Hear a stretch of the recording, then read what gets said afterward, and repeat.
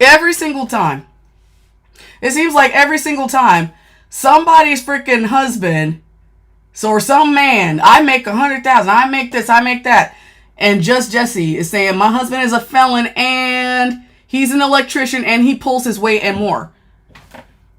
See, that's sad. And what's sad is that a lot of women have been conditioned to think that's enough. Pulls his weight. Pulls his weight. That's wild. Okay, pulls his weight. You've got to like think about what's happening. Think about the fact that like this stuff is never equal.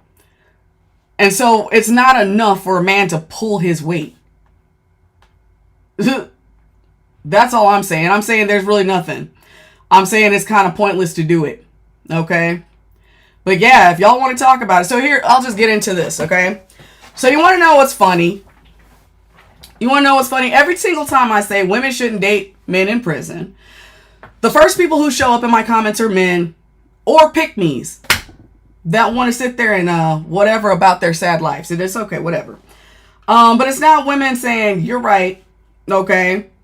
I learned the hard way. No, it's men crawling out of the algorithm like roaches when the lights come on, ready to defend other men. Okay? Even the ones that don't have records.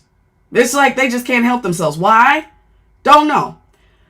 Let's just say this. Men defend men like it's a religion. They'll defend a murderer faster than they'll defend a mother. Okay? They'll defend a child predator before they'll defend a woman's boundaries. They'll call it loyalty, but it's just, male solidarity built on illusion. Okay? And here's what I want to talk about this evening. What is it actually, or why is it actually in a woman's best interest to just ditch a man the moment he goes to jail? Okay? Because I don't care how you spin it. I really don't care how you spin it. The second those bars close, your relationship becomes a one-sided transaction. Straight up. The second, or it's like you become his financial pen, his therapist, his distraction, his identity stabilizer. You become everything while he becomes nothing but a drain. Okay? He will sit in that cell and convince you that your loyalty is proof of your love. That if you really love him, you'll answer every call, send every dime, make his sentence easier to survive. Okay? But tell me this. When did being a woman mean signing up to carry a grown man through his consequences? Okay? Just for today, Medusa. Just for today. Oh yeah, and real quick, please like the live. Please share the live. And if you can contribute to the live goal, that would be greatly appreciated. Also, don't forget to get your daily heart me and please subscribe. Yeah. Being a woman really does not mean that you've got to sit there and carry a dude through the consequences of his own actions. Okay? He's not calling you because he misses you. He's calling you because you're his only connection to the outside. And that connection has a price tag. You're the one buying the phone time. You're the one making the deposit. You're the one pausing your life so he can feel like his isn't over. That's not love. It's labor. Emotional, financial, psychological labor. Okay? And let's stop pretending that we don't know what's going on in there. Okay? You don't know. You don't know your man. You don't know who your man belongs to when the lights go out. Okay? That's basically what I'm getting at. You don't know who's trading favors or what those favors cost. You've got no idea. Okay? You don't know who's getting protected and who's doing the protecting. The only thing you know for sure is that he's not protecting you. You don't know if he's being faithful. You don't know. You don't know if you're being used. You're being groomed to believe that struggle is loyalty. Okay, that pain is the proof, and that waiting is womanhood. Okay, and every single time I bring this up, men scream, "You're judging," and pick-me's. You're judging. No, sweetheart, I'm not judging. I'm analyzing. 100%. Okay, and the analysis says women who date felons are statistically more likely to end up broke, traumatized, isolated, and lied to. Okay. It's just the truth of the matter. So here's my question for the night, okay? And I want everyone who is in this chat to be honest. What exactly does a felon bring to a woman's life besides chaos, debt, and disappointment? Because the last time I checked, you can't build a future with someone who's not legally free to move. You can't raise kids with a man who's being raised by correctional officers. And you can't create a legacy with a man who can't even open a bank account, okay, in his own name because he's locked up and can't enter contracts. And yet somehow you'll still defend him. You'll still find a way. Not all men. Not my husband. And then you'll find a way to say he just made a mistake. But why does she have to pay for it? Why does she have to pay for it? Why is it that when a man ruins his life, it becomes a woman's job to rehabilitate him emotionally? So yeah, we're going to debate tonight, okay? Because I want to. You want to defend felons? Fine. Okay, prove me wrong. Seriously. I'll wait. But remember, it's not a safe space tonight. This is not a story time. This is a debate space. Okay, so if you can't back your point with logic, I'm going to pack you up. Okay? If you pivot, I'm going to call it out. If you conflate, I'm calling it out. If you start playing emotional gymnastics to avoid accountability, I'm calling that out too. Okay, because this time the conversation's not about protecting men's feelings. Okay? It's about protecting women's futures. So while we're waiting for the live goal to be hit, and we're kind of far from it right now, I want y'all to think about this. If you're a man, tell me just one legitimate benefit a woman would get from dating a felon, okay? Not love, not loyalty, not potential, an actual benefit. Okay? A benefit. Again, not love, not loyalty, not potential. A benefit. Okay? Because love isn't enough when you're writing letters to the Department of Corrections. Okay? It's just not. So, that's what we're going to do today. We are going to have a debate. Yep, I'm seeing it. There are none. But I know there's people that are like, no, yes, there is. Well,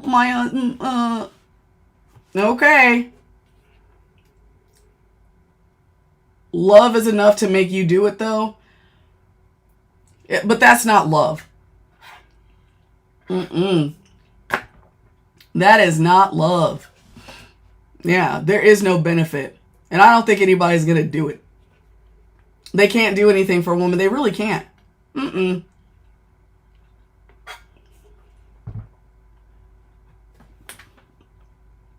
Exactly. Felon doesn't mean in jail.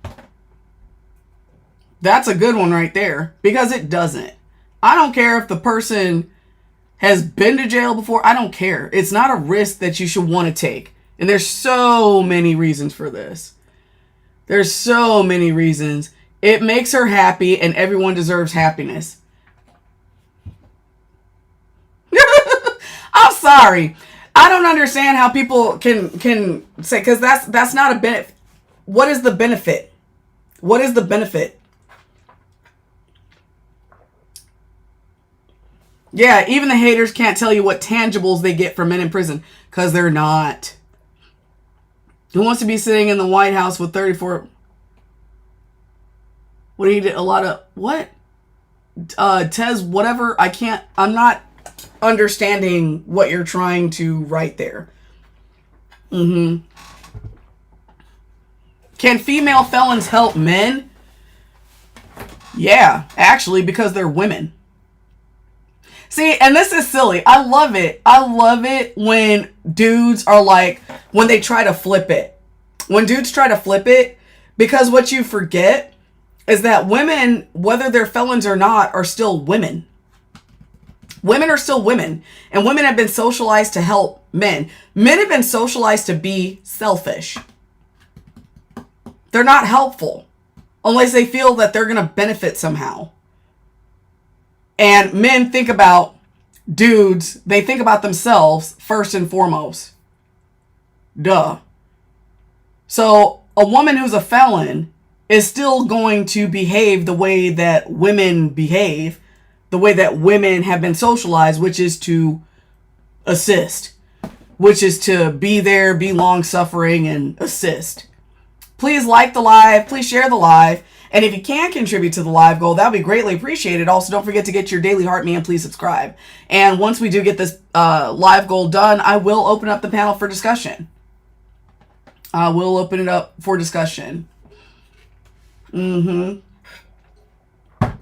Your husband's a felon? Leave him. Stay-at-home mom? Now, this is cute. I see this a lot. And I don't know if you guys are telling the truth or what. But it's like a lot of y'all. Do y'all understand that, like, when we talk about stay-at-home moms, what we call acceptable for stay-at-home moms is like a woman just working her ass off and like she never gets a damn break. She never gets a break. He's a disabled veteran, but he's also a felon. He's lost his benefits, lady. And he owns a trucking company. Like, those things don't go together. Those things don't go together. Okay, so we can own a trucking company. Yeah, there's like, listen, there's a few things that some felons can do. There's a few things that some felons can do, okay? Like own a trucking company or work for somebody's shit or something. But I'm going to tell you this right now. The majority of the felons out there are not doing well. They're not doing well. You've got 3 rings. You don't understand. That doesn't mean anything. It doesn't mean anything. See, because you've got a choice. I mean, like, if you're happy, that's great. Because I don't want anybody to be, like, messed up. But the majority of the women involved in relationships with felons are not doing well. Because those men aren't doing well.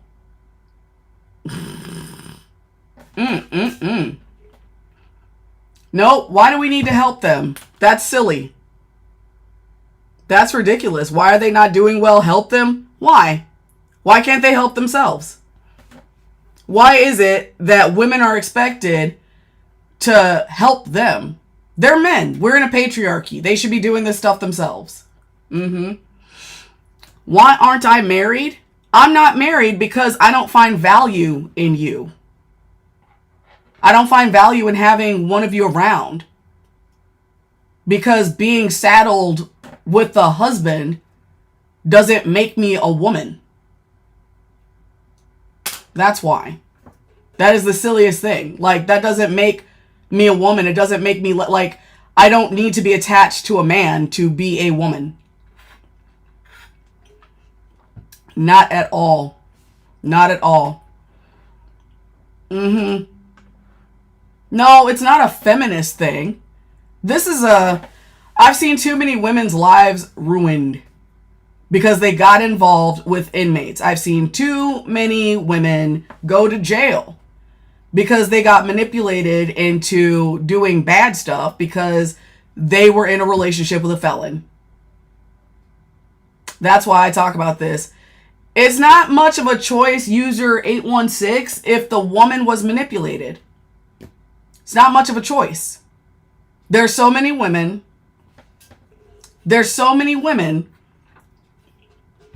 that have had, like, they're socialized to believe that all that stuff is like normal because they were raised around it and saw all the examples in their lives, like their mothers and aunts and everybody else in their families get involved with these men and hold them down and whatnot. They've seen it.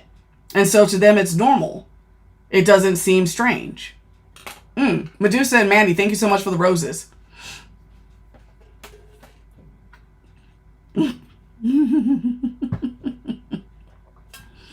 Let's see, what is this about women felons? We all know women felons have it easier on them than men. That's actually not true. That's not true. Female felons actually have it way more difficult than men. They have it more difficult because a lot of times they're not even safe when they go to prison. Like, dudes, A lot of the stuff that happens to men in prison are like self-inflicted. And it's bullshit. Because they're dudes. But like women end up in prison a lot of times because of men. And then when they get to prison, they're not even necessarily safe there. Because the people that are supposed to be protecting them from harm are harming them.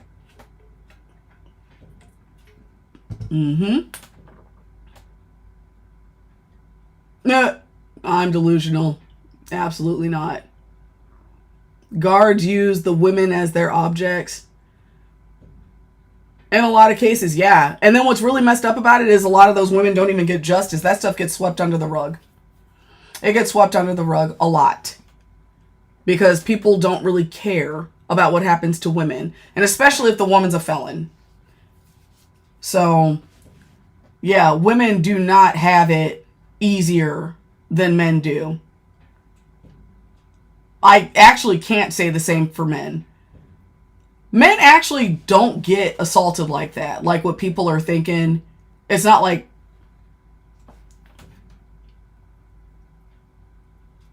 No. I don't know. I haven't seen anything yet, Miso, that is mutable or blockable just yet. Miso, can you give me an example of something that you think is blockable? As long as it doesn't like violate the community guidelines, it doesn't need to be muted or blocked at all. Calling women stupid?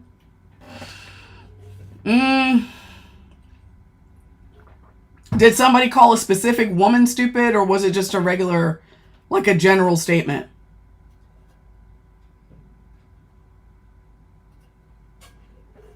Because, I mean, if they're calling me stupid, I don't care. Let's see. Yeah, I don't care. Oh, Medusa. Medusa, you silly. Okay. I'm going to put this backwards so I can see right. Okay. Thank you, Medusa. All right.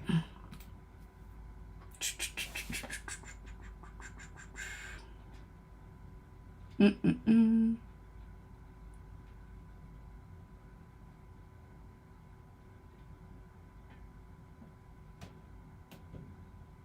Mm-mm-mm.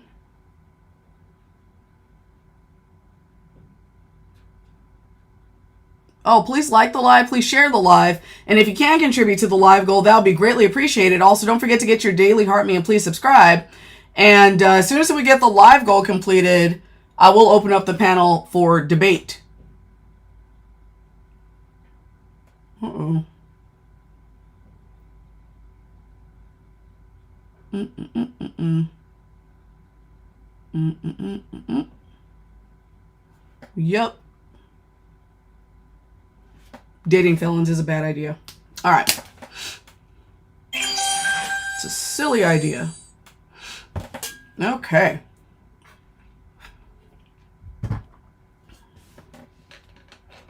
What is poverty pimping? Sounds sad. Where are the felons at? I don't know, Restless. They're in there crying. But it's not just felons, Restless. It's mostly like felons' wives today that are upset. Oh, Mandy, thank you so much for all those roses. Let's see, I have a different view. I'm a felon and I work for... No. Hey, Duchess. Okay, if you don't... Okay, Duchess, you don't know me, I guess. I don't have the same feelings towards female felons because y'all are not the same. Women are not the same when it comes to prison as the men are. When you guys get out, you guys a lot of the times like fix yourselves up. Like you fix everything, get things back together, go to work. That's why it doesn't say up here. Yeah, that's why it doesn't say felons can't do shit for people. This is felons can't do shit for a woman. Like I have a whole different feeling for y'all. Like you guys go out, like if you've lost your kids, you go out and get your children back. You guys go get jobs. Y'all start businesses. You guys will do stuff. Yeah, like y'all are not the same. Y'all are not the same. Let's see. Bryce with the rice is asking, what is my gripe with male felons if I haven't been with one? My gripe with male felons is the fact that they ruin women's lives. They ruin women's lives. Okay? I've had way too many drug bust situations, contraband situations as someone that worked in corrections and then went to internal affairs where I saw men manipulating the shit out of women that had no prior criminal history. And most of them were their girlfriends and wives. And these ladies who are just trying to make a man happy end up getting worn down and doing stuff that they wouldn't have ordinarily done.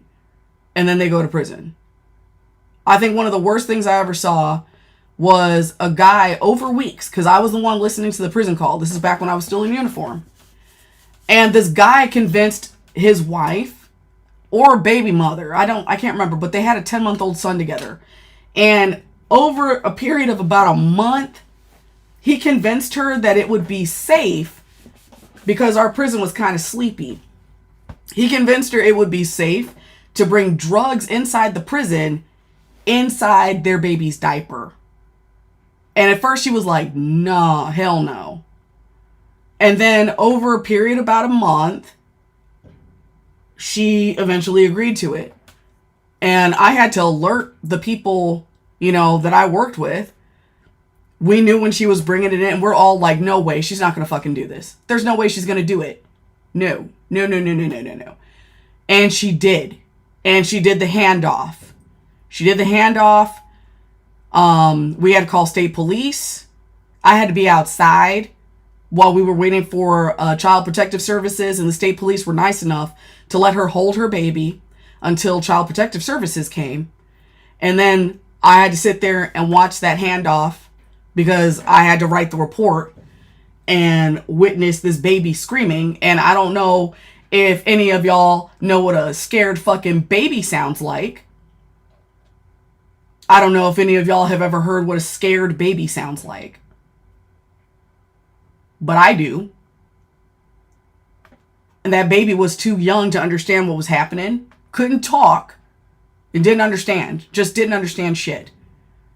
And that baby got taken away. And I will never forget what that child was wearing. I will never forget that child's screams. And there were a lot of stories like that. But a lot of women going to jail behind a dude. That's why I talk about this shit. That's why I come over here and discuss this. Because a lot of women... What's going on, Carly? A lot of women get screwed over. And it's happening because these men are using these crazy narcissistic tactics. And look at this. The mother's fault. She had a choice. You see this? Bryce with the rice. Bryce... And the other reason I talk about this shit to y'all is because men don't give a fuck. The majority of the people in corrections are men. The majority of the people that had the jobs, because I have specialized training. I went to internal affairs. Okay? I was conducting lie detector tests. The majority of the people, like Bryce with the rice in here, this fucking piece of shit is a former CO just like me. Or he might still be a CO. But the way he's talking about the women that got manipulated, he is talking about these women as if they are just stupid. This is not a tattoo, Anastasia. It's not a tattoo. It's fucking eyeliner. Anyway, so the way that men speak about women, they don't care about them. Okay? They don't care about them. And so I am probably like, I know there's more women that do this job, but they don't talk about these things. So I'm here to tell y'all about these things. The inside of the insider information. Because the majority of the people that did my job were men, and men do not give a shit about what happens to women. They will sit there and look at women that got manipulated and got lied to and call them stupid bitches. They will kick them while they're down instead of really ever even putting fault on the man. Okay? So, I don't have the patience for it. And as far as pick me goes, like, okay, regular situations, Shit. I typically boot pick-me's. I really do. Because I cannot stand male-centered women trying to call other women stupid. Because they've got to fucking go. Because there's so many women that get victimized in this stuff. Because they didn't know any better. Please like the live. Please share the live. And if you can contribute to the live goal, that would be greatly appreciated. Also, don't forget to get your daily heart me and please subscribe. There's a lot of women that have been socialized to just function in chaos.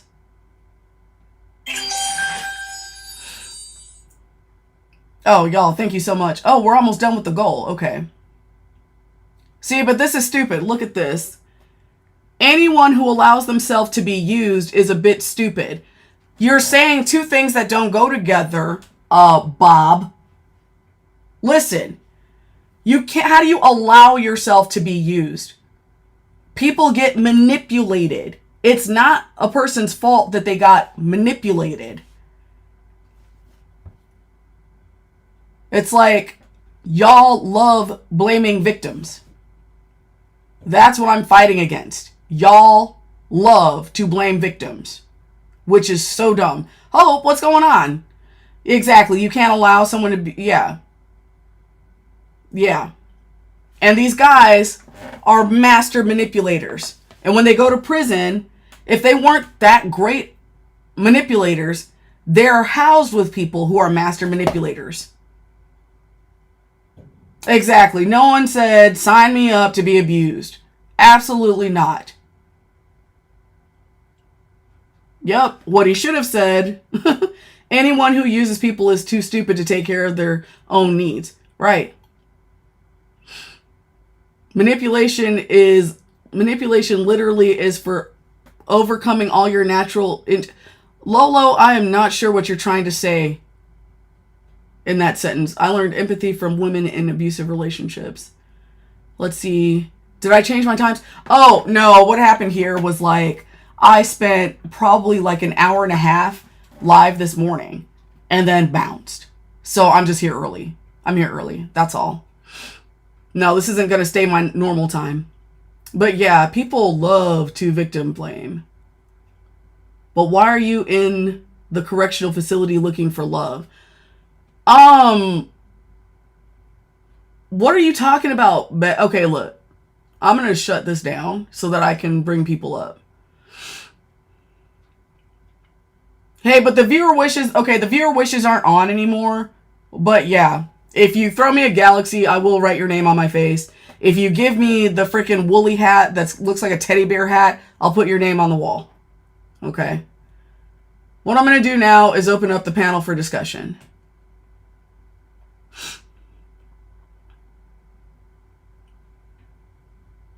Actually, I'll just leave it at 4 spots. All right. And thank you to everybody. Let's see. Thank you, Mandy, Medusa, Miso, Falfy. I'm sorry. 5 border. Oh, Shaky. Kimberly, Momo, Sabrina, Benet Honey, Queen of All Queens, Joyful, Black Klansman. That's crazy. Savina, Experience, and Wiki Blurring. Sorry. Okay. All right.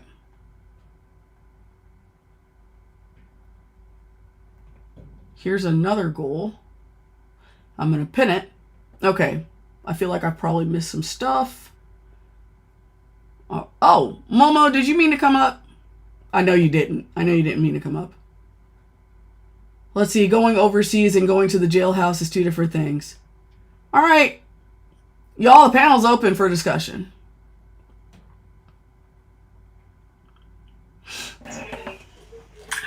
Hi. Hello. How are you? I'm good. How are you doing? Good. I love this topic. I really do. And it is for this reason. Mm-hmm. You know, we have a forensic population of men and women, right? And I just want to say that, listen, the manipulation, they are master manipulators. And it's not so much of that woman being at fault if she is being manipulated to the point where she doesn't see it. She doesn't see it. And it's really, and it's not just women going to prisons. It is nurses who are also getting caught up with patients for what we call forensic patients. I'm sorry, Doc. I need to keep it on this topic. Yeah, and we can keep it there. We can keep it here, but yeah, it's a true thing. The manipulation is it's mind-boggling, and I can't call someone stupid or dumb, but being wrapped up into a situation like that is it's very sad. But and I'm glad that you are holding alive like this, because I don't see too many creators out here talking about things like this. All right. Thank you. So that's all I wanted to say is, and I'm gonna follow you. All right. Thank you. All right. What's going on, Lolo?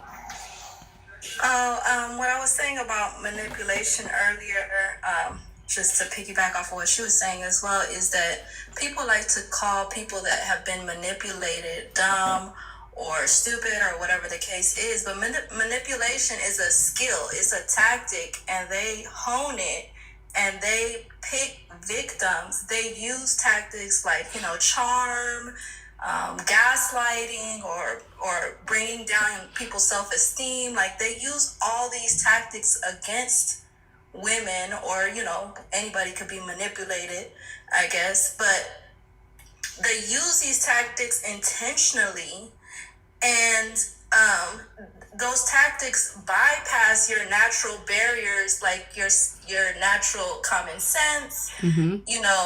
Like, if somebody's charming to you, you naturally want to believe that they're telling the truth. They smiled at you, you spent time with them, you believe them more. And they use that type of stuff against people.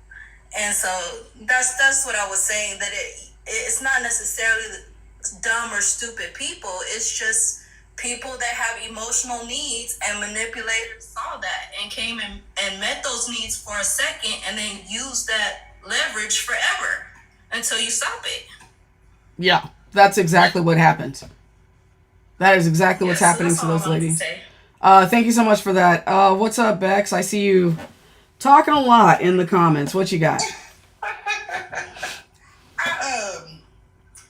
I really don't have a lot to say. Well, you had a lot. Well, it's a really slippery slope, because, well, I'm going to say it like this. When you go to McDonald's, you're going to get a hamburger, right? When you go to Walmart, you're going to go shopping. When you go to church, you're going for God. So when you go looking for love in a prison, you have to know what you're going in there to get. It's not like, it's not rocket science. Now, if y'all were together before he went in there, and then you decide to stay with him while he's in there, then he didn't get in there by being an angel. And if you decide to stay, then you have to suffer with those consequences. So I don't feel like it's don't date a felon. Even God gave people second chances. Wait, I'm sorry. What? Did you just contradict yourself? No. How did I contradict myself? Wait, did you just say? What did you just say about God said something about second chances? Yeah, God gave people second chances. Wait, so are you saying date a felon or not date a felon? I'm saying if you are dating a felon, you can't get upset when you're getting used. You can't get upset by you've been manipulated. You can't go into prison and think you're coming out with a Christian. It doesn't make sense. It doesn't make sense. I got a question for you. Where do people that commit felonies, like the people that are in prison, where do they come from? People from prison come from everywhere. But for the most part, where do they come from? The outside of prison? But where specifically? You have to elaborate on that because you just can't say where do people come from when they come out of prison. I mean, when they come from prison, like No, I absolutely can. 9 times out of 10, they come from jail. No, they come from poor communities, statistically. Real quick, please like the live, please share the live, and if you can contribute to the live goal, that would be greatly appreciated. Also, don't forget to get your daily heart me, and please subscribe. And yeah, you throw me a galaxy, I will put your name on my face, just like the beautiful Medusa here. If you want your name on the wall, throw me a woolly hat. All right, I'll put it on the chalk. Hold on a second. Wait, nope. I was doing a commercial, and then I had a point. Okay, so the majority of the people that go to prison, okay, come from poor communities, and the reason for that is that they can't typically afford the lawyers. So it's not that like upper middle class and rich people don't commit crimes. It's just that they can afford the lawyers to keep them out of prison. Okay, so when you have people that are getting in trouble, they're going into prison, coming out of prison, a lot of times they are fathers, mothers, uncles, brothers, cousins, okay? People will then come from their community, go to prison, and then come back to their community. They'll go home, okay? So this is a normal occurrence for a lot of people to see their fathers, brothers, uncles, cousins go to prison, come back. What they'll also see, because it's not like there's just men in those communities, there are little girls and women too. So the little girls are seeing the women being long suffering and putting money on the books and packing all the kids up in the car to go visit the dad or whoever in prison. And then when those girls grow up, because they've seen this to be normal, it's normal. They go to prison, they come back, they're back in the neighborhood. They've been socialized to believe that this is an okay thing. Do we call those women stupid when their whole lives, their examples have been generation after generation of women taking care of men in prison? We can't call them stupid for that. So it's kind of callous, and it's really like, it's an oversimplification of the problem, which doesn't help the problem. Doc, thank you so much for the galaxy. I'm going to write your name in a second on my face. But yeah, it doesn't help women when we oversimplify it like that. Okay? That's all I'm saying. And so the women are absolutely getting manipulated because they've been socialized to believe that this behavior is normal. We can't throw them out. We can't just shun them and ignore them and not talk to them and not help them because they've had a poor example their whole lives. It's not fair for the women and the children that end up involved in this. That's my whole point. And it doesn't help anybody by calling them names.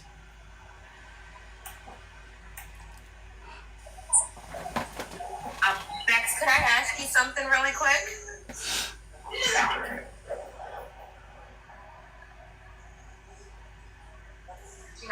Answer. So what I want to know is, you've been placing blame on the women since you got in the comments, but have you ever been lied to or used or manipulated by a man in the outside world?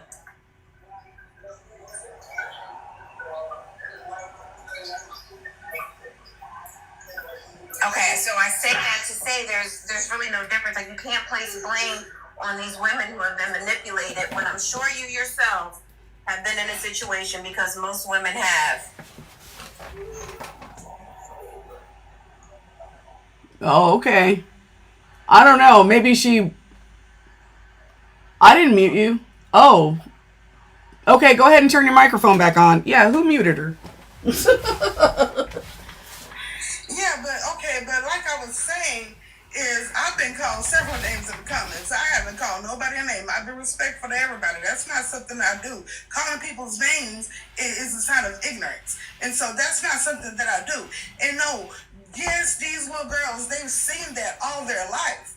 And they should see how their parents live and want better for themselves. But they don't know what better is. Right.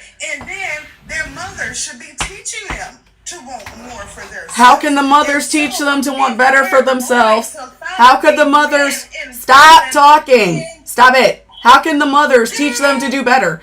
How can the moms... I'm sorry you were hurt by a felon. I wasn't hurt by a felon. You didn't hear anything? Oh, because you were too busy. Because you were too busy typing. You were too busy typing to listen, to hear me explain that I'm a fucking cop.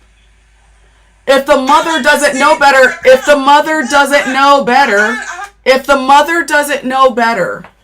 because her examples have led her down that path, how is she supposed to teach her daughter better? Yeah, she's not going to listen. That's that victim blaming, male-centered, whatever. Garbage.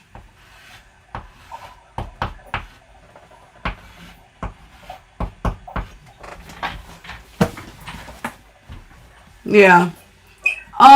Miss August? Is that what your name is? I'm sorry. Yeah, Miss August?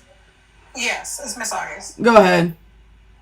Yeah, I mean, I think that it's whatever people want in life. If someone wants to deal with a felon, let them deal with a felon. If someone wants to deal with a doctor, let them deal with a doctor. Whatever makes people happy, that's what makes people happy nowadays. So we got a president that's a felon. And he's done everything. I mean, the son. And he still became the president. And he's a felon. And he can't provide for all the women that he has. I'm sorry, what the fuck? Yeah, the president's a felon. You didn't know that? I know the president's a felon, but... Okay, he's providing. He's a millionaire, so felons can't provide. You're talking about... Are you serious right now? You're talking about low-class criminals. You're not... You're that's what you're talking about. You're not talking about white-collar criminals. Those are the only people that really get out of jail is white-collar criminals that do stuff that's white-collar. And they have the money for the attorneys. But you're not talking about the other type of criminals that's out there. You're going after a certain particular type of criminal. That's what you're going after. And what's the problem? What's the problem with that? There is no problem, but you're trying to degrade... I mean, you're trying to degrade felons when the whole world is basically felons. What? No, it's not. Oh, yes, it is. How? How is the whole world basically felons? They're felons. Their children, majority of the children are felons, and they have people in high places and high things that can make sure their criminal record is never seen. Are you a felon? Are you a felon? Are you a felon? Are your parents felons? No, my parents are not felons. Were your teachers felons? They could have been. I wouldn't have known. Well, they couldn't have been because they were teachers. No, Were your doctors felons? Probably could have been. No, they couldn't have been because they would lose. No, because they would lose their licenses. How would you say the whole basically the whole world's felons? A doctor been convicted. Doctors are murdering people every day and do not get convicted. Doctors are raping people every day and have not been convicted. There are a lot of doctors that have been convicted of rape and negligence. So I understand what you're trying to do, but you're just not doing it the right way. Okay, then what's the right way? The right way is to tell people not to go to prison. The right way is to tell people how to get a degree. The right way is to tell people not to lower their self-esteem, not to lower their self to be with an ex-con. Wait, so I'm telling people to not date felons. You're talking down. You're talking down on people. You're talking down on probably African American felons. No, I'm actually talking about all felons because this stuff is happening in every socioeconomic class, every ethnicity. To me, you sound like a bitter person. You sound like someone that dated or married a felon. And no. They ran amok on you, and now you're on live. Actually, and that's all you talk about on live. You don't talk about politics. You don't talk about food. You don't talk about recipes. all you talk about is degrading felons. Well, I don't talk about recipes, madam, because I'm not a fucking chef. I don't talk about politics. I don't talk about politics because I'm not a fucking politician. I talk about prison stuff because that's my expertise. I didn't fuck a felon. I didn't date a felon. I didn't marry a felon. But I saw in my profession as a fusion center analyst and as a gang intelligence officer and as an internal affairs investigator, I saw a lot of felons ruin a lot of women's lives.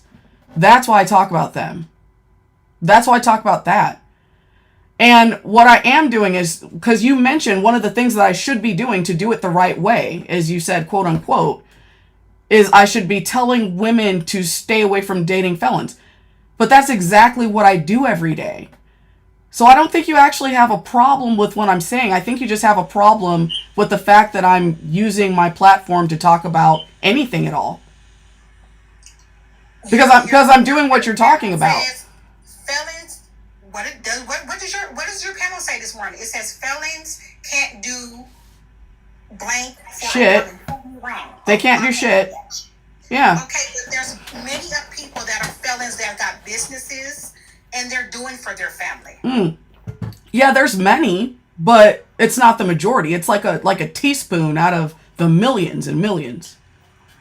Yeah, because when you go into the criminal justice system or you go into the court, or basically when you go into the court system and you have to be a different ethnic, you're going to get a lot of time versus someone that's other is going to get a less time to get out of prison too, so they can reform themselves, so they can buy a house, so they can open up a business instead of someone sitting in prison for 20, 30 years for the same crime.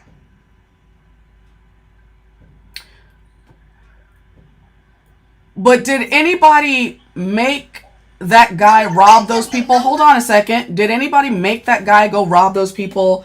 Did anybody make that guy go knock his baby mother's head between the washer and dryer? Did anybody make him go shoot up the block? Nobody did that.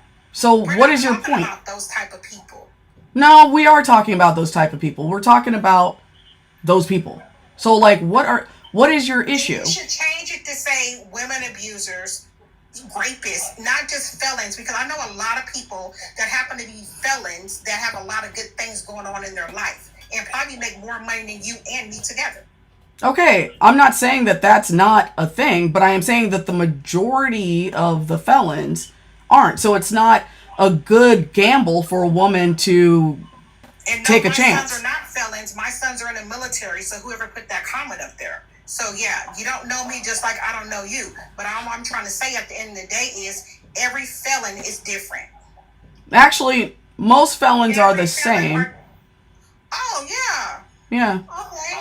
Yeah, which is why we have statistics. That's why we have data, because the majority of them get out and ruin people's lives. And majority of them don't even get to prison. The majority of who don't get to prison? Majority of white felons do not make it to prison. We're talking about people that have gone to prison. Okay, wait. We're talking about felons that can pay to keep their... Okay, because what you're talking about now, because now you're trying to move the goalpost. Because, nope.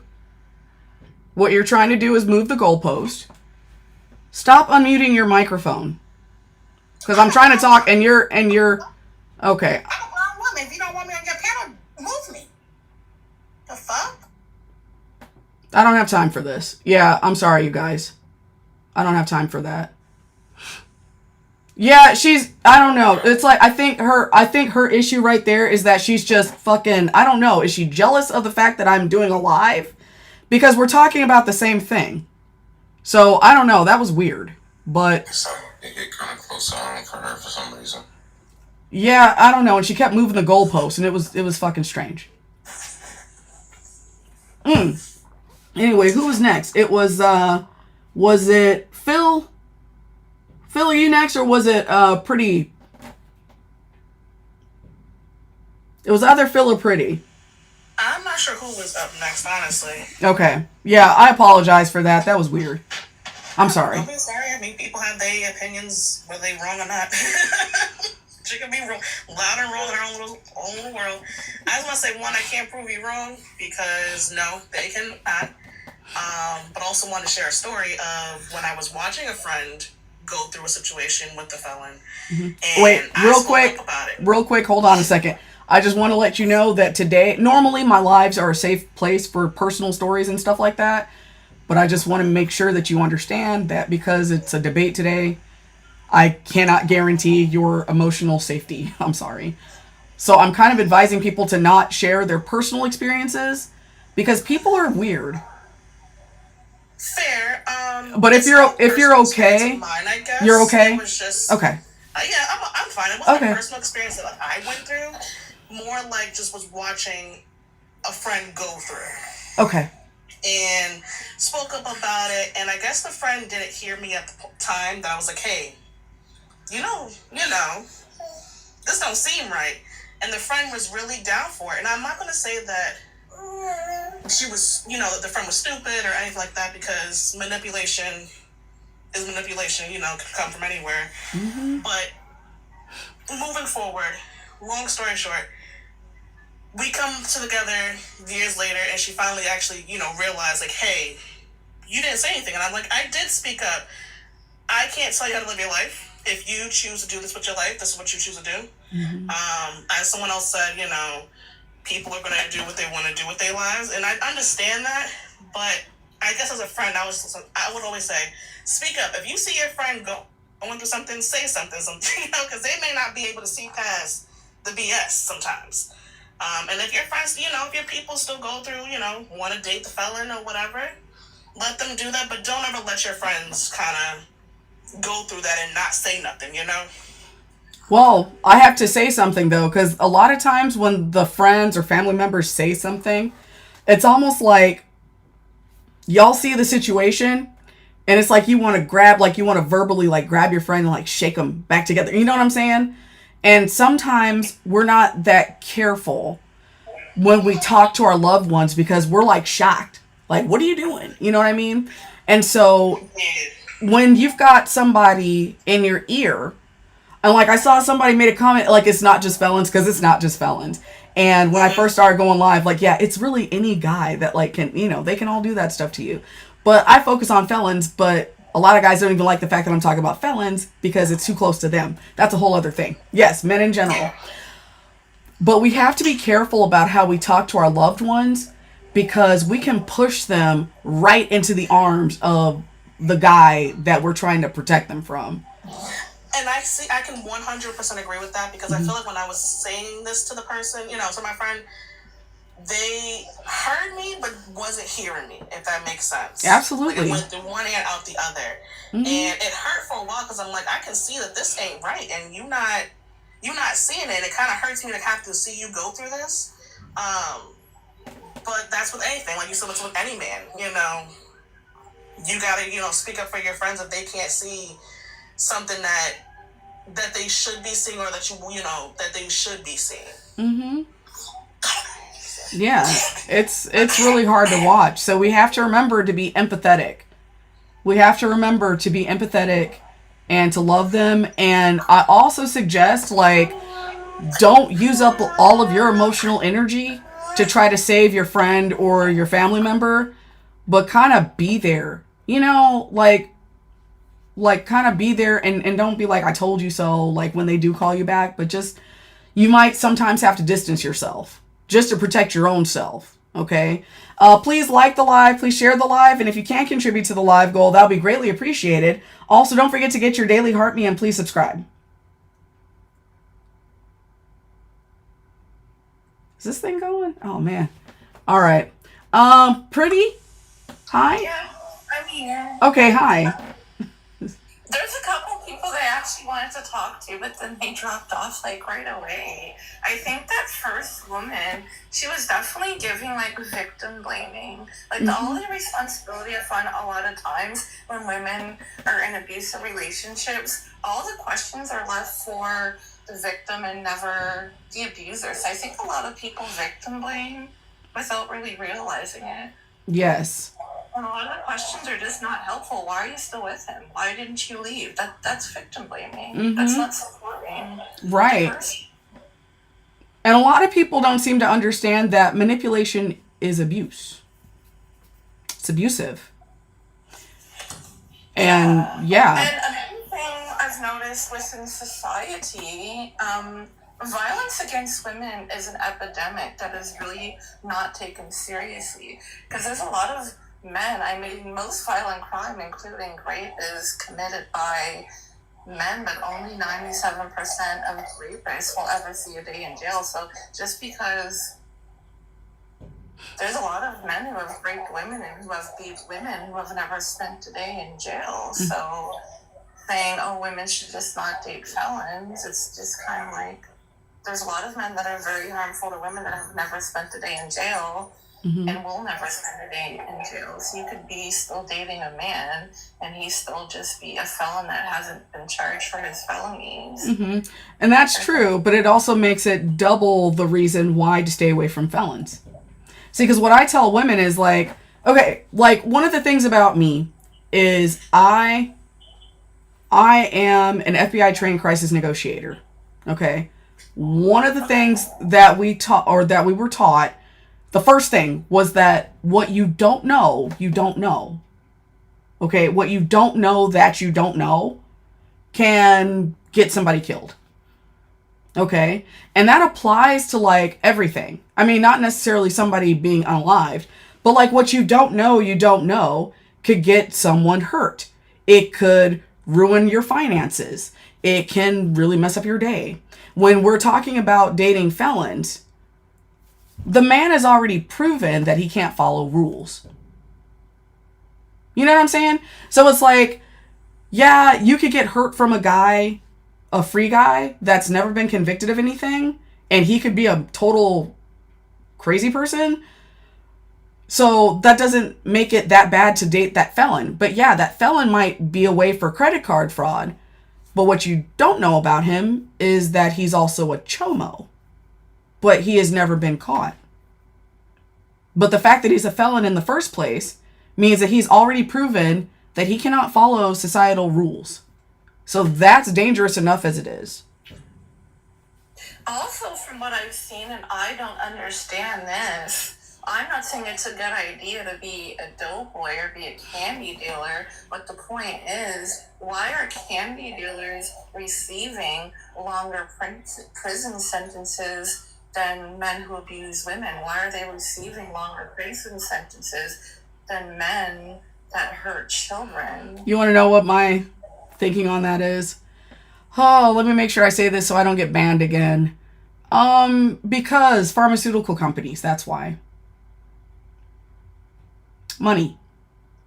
So if you've got people selling illicit substances outside, I can almost guarantee you that for every illicit substance, there is a pharmaceutical comparison on the market. Okay. And so, yeah, that's all I'm going to say. And, pharmaceutical companies, have lobbyists that hang out in DC, just a few miles away from me. And they sit at the Capitol all day trying to find politicians to make some laws or pass some laws that'll help make them more money. Okay, so yeah, it makes, I still don't like it, but it makes sense. Yeah, it's terrible. So I think that's all I have to say for now. Do I have to drop down immediately, or no? You don't have to. No, you don't have to. No. Yeah. And I also just wanted to apologize because some of your guests have been very harsh with you, and I felt really bad, and I'm sorry. Don't apologize for that. Yeah, see, I have pretty thick skin. I mean, I have been threatened by people that could actually do something to me. So, and I've been threatened in some horrible ways, and my children have been threatened. And so I don't really give a shit about what a pick-me says to me in the comments, or what what some jackass guy who's upset because they don't like having these conversations. I'm not really worried about it. But I mean, thank you, but you don't need to apologize for that. Shen, what's going on? Hey, good afternoon. How y'all doing? So I agree with you 100%. And I wanted to emphasize or put emphasis on the fact of they especially can't do anything for you on the inside of a prison cell or in the inside of a day room on the phone, on the bench with 5 other dudes on the phone as well. I think the first time I came on your panel, I told you that's why that whole love after lockup thing pissed me off so bad. Because if I remember correctly, most of those scenarios that I've seen, they didn't end up with anything substantial, or like they fizzled out quite quickly. And the thing that I think women need to realize, right? Because I think, based on how I see and understand it, like we as men in the free world, we do enough fuck around on our own, right? But the one thing about inmates, they have on damn near nothing else to do but to sit up and think of ways to manipulate people. They sit up and think of ways to manipulate each other. They themselves. They sit up and think of ways to manipulate the officers or the system. They sit up in ways and think of ways to manipulate women on the outside because they want y'all to send money. They want commissary. They want the letters. They want bragging rights on the cell block. They want all these different type of things. So not only can felons in the free world not do anything for you, but to be so dedicated to the point where you would willingly meet a man in prison, quote unquote, and then still decide to marry him while he's in prison and then come out in the free world is giving desperate, I guess. I knew you were gonna go there. Yeah. I didn't want to say that's like because that's not what it is typically. Well, yeah, there was another word I was trying to think, but that was like the main one that popped up. But socialization, man. A lot of the women have been socialized. A lot of women there we go. believe that stuff is normal. And it's not their fault. It's not their fault. And there's so many women that, again, like, because of other stuff they got going on the inside and their socialization, they might, like they might just think it's okay. Like, it's weird. Manipulation, love bombing, future faking, all the lying, all the stuff that, like, there's a lot.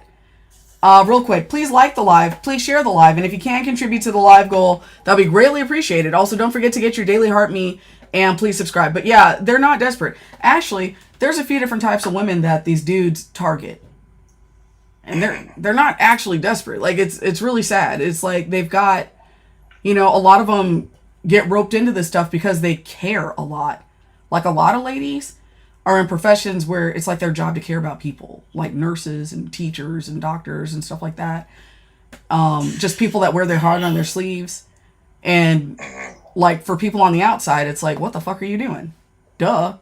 But when it's like in their whole whatever to like really care and they're trying to help and they think that everything that they're doing is helping that person. And then while they're trying to help, that other person is like, the inmate is like sinking his hooks like deep in there. And it is just, but again, for somebody on the outside of it looking in, because I didn't understand it either. And that's the other thing too, because I was thinking a lot like, well, also, yeah, back in that time, I was also male-centered. Yuck. But back when I was a uniformed officer listening to those prison calls, I was like, what the fuck is wrong with these bitches? They're fucking stupid. But then, like, after a few cases where I had to listen to calls like over a period of weeks and I'm seeing the beginning to the end, I'm like, oh shit. Okay. This is how it's happening. These guys are really working on these women. They are wearing them down. They're making them think that it's safe. And they're saying all these things. And it is the craziest shit I've ever heard. But now I can get it. It's like, okay. They start little and then they gradually get bigger. And it's almost like, you ever hear that analogy about that saying about like the frog in the pot of water and then the temperature just keeps going up? That's what's happening to these women. That is exactly what's happening to them.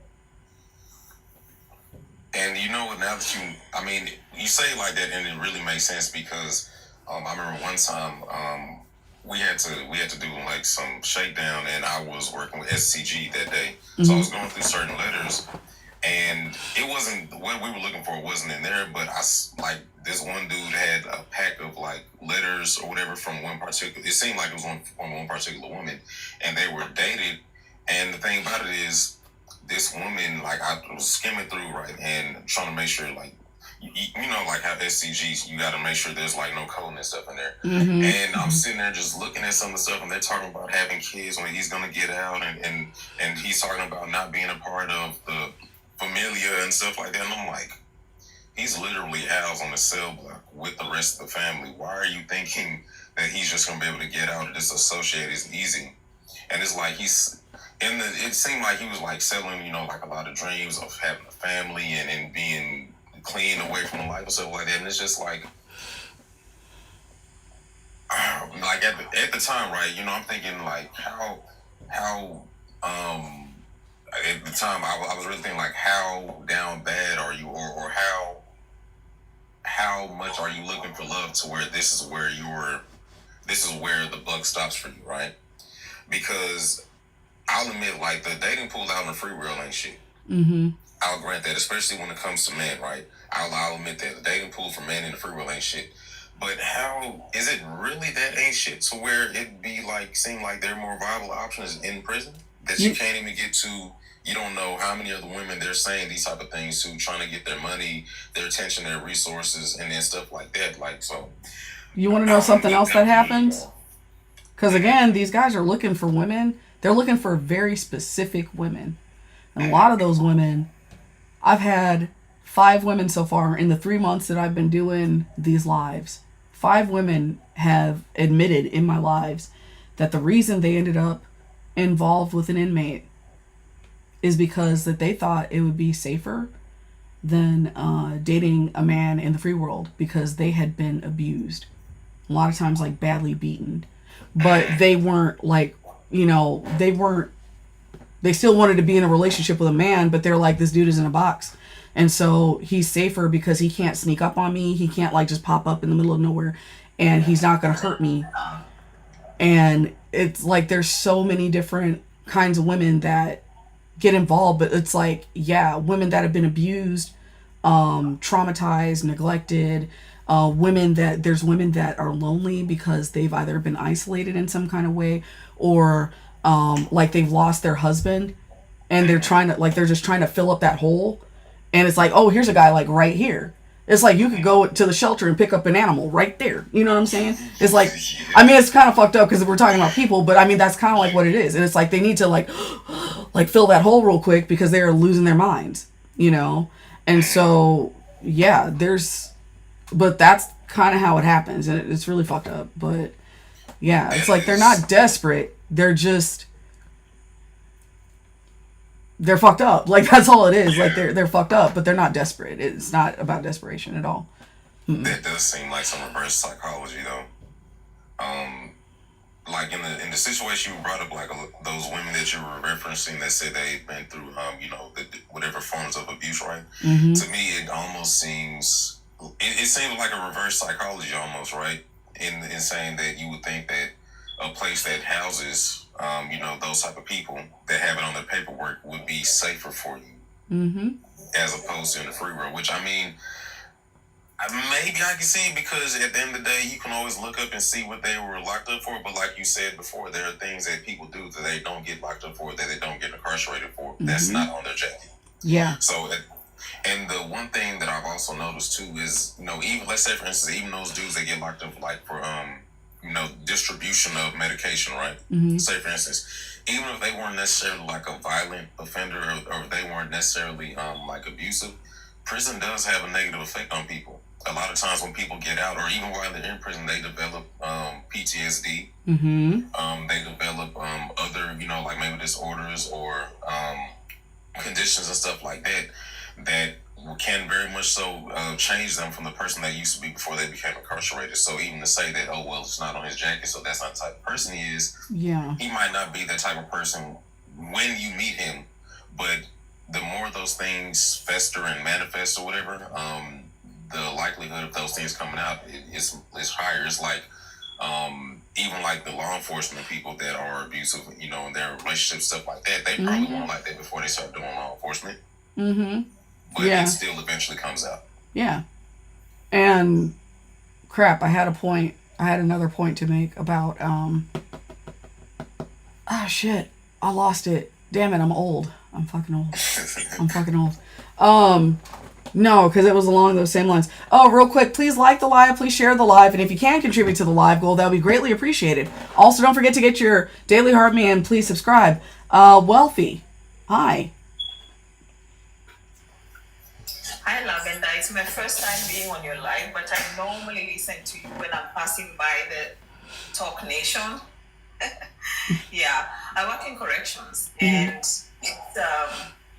it's been an experience for the last 2 years that I have worked, and I've realized one thing about men in there that they are very, very cunning, very, very cunning in the way they reach out to women folk, especially. Because I've noticed, for me, I'm older, so I've been through this life for quite a while. I'm not naive. And every time I notice that, they will look for the simple places where they can get hook into your emotions. Like when they're in a crowd, they will just be the general population. But then when it comes to doing the checks, when I'm walking around and doing the checks on them, they like looking at a certain way, eye contact. They want to ask you what time it is, so that they they start a conversation. That's what they hook up on. And then they are very, very, they're like animals. And unfortunately, that's how I will describe it. They can sense who they can latch on very, very, very easily. Right. And unfortunately, women that have not been in these kinds of environments, they are so much at risk, because women have been, for the most part, socialized to be looking to the male figure for validation. That's the biggest danger that women have been exposed to over a long period of time. And it's about time mothers started thinking of, what do you want to pass down to your children, as far as identifying the male as the one that really is the one that defines who you are. That's all I would say, really. It's very simple, that women need to be very, very, very aware that some men are out to destroy women. And they have a lot going on with them. There's a lot going, the male species has a lot going on with them. And, it will take a long while to be the one who's going to be out there healing everybody that you come across. That's my take on that one. Thank you for having me. Thank you. Thank you for that. Say less. I know you like, let me get at her. You know what? I have so much to say. I pulled up on one of your lives the other day, and I was like, ooh, I'm going to follow her. So I pulled up today, and I read your bio and experience. You are amazing. So since 1998, I started expunging criminal records.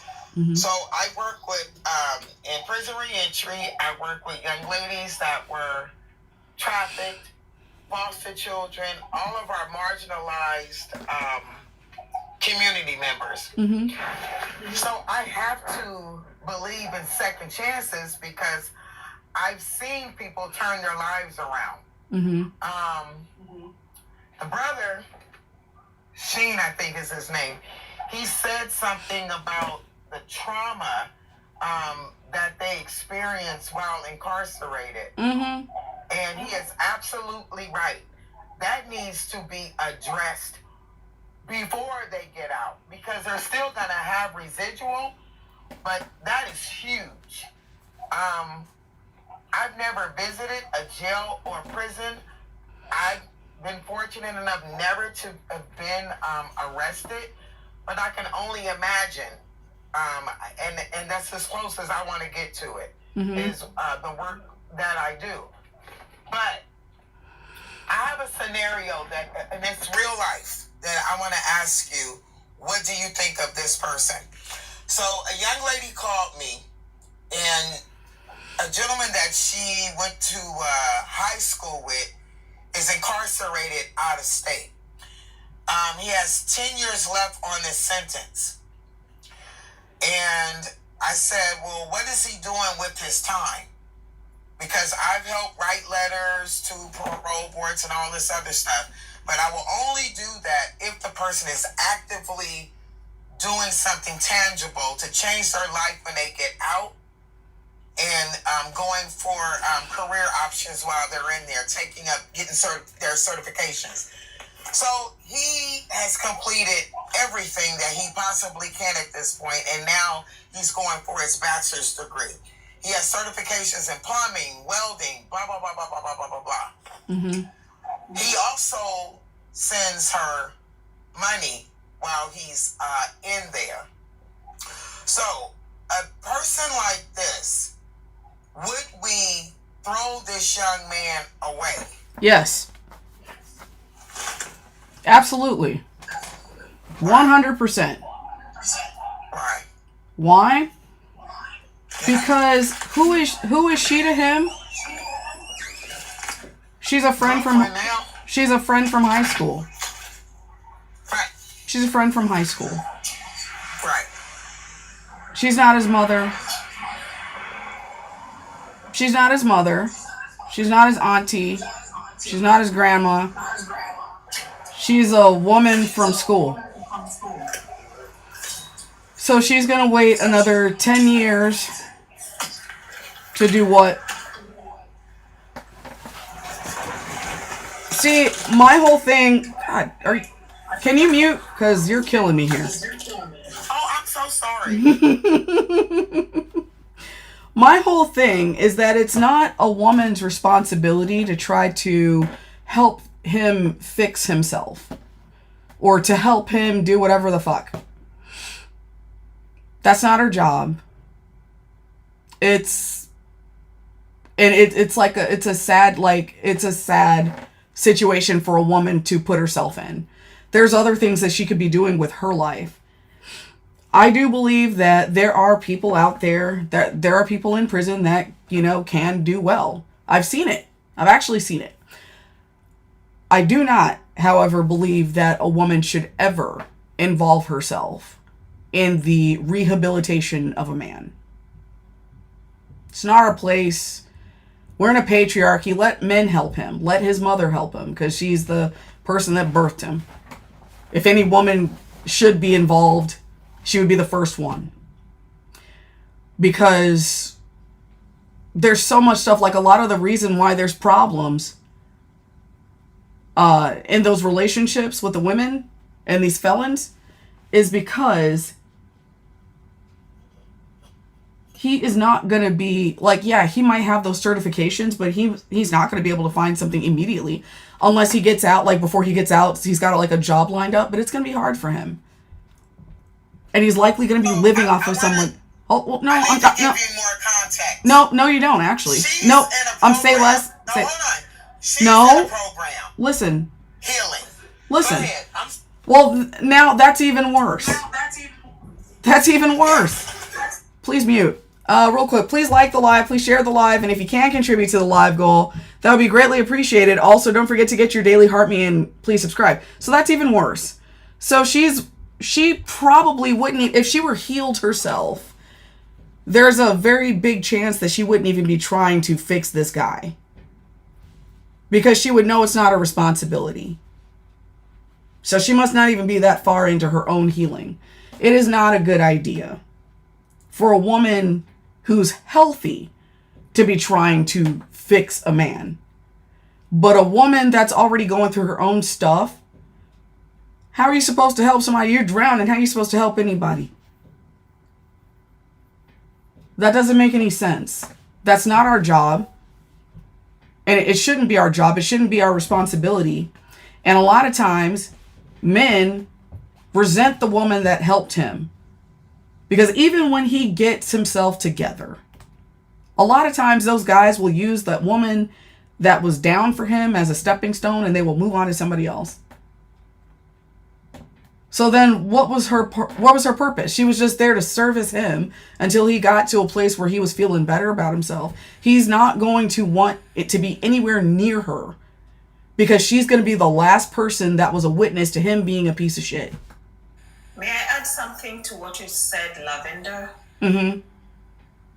the concept of women and the socialization of women to be going around holding on to men who are hurting or who are going through stuff is what is enabling most men to be very, very destructive to society. Because they know that I'm going to jump from this one with the empathy they have, the healing care they have. Oh, I'm out for him. I'm going to be there for him. And then after he messes up, he will go to the next one because the chance of a woman being caring is very, very high. Unlike for men, men will not compromise on whatever they want. They go out and decide, okay, fine, you go heal yourself from whatever destruction I have caused you. But for women, oh yeah, they're mothering them. They want to heal their aches. And that is why every one of them is going on the journey that they go on to as men, whichever men decide to be destructive and destroying a lot of women rather. Yeah, And our society, men aren't held accountable for the things that they do, right? Men are not held accountable for their crimes.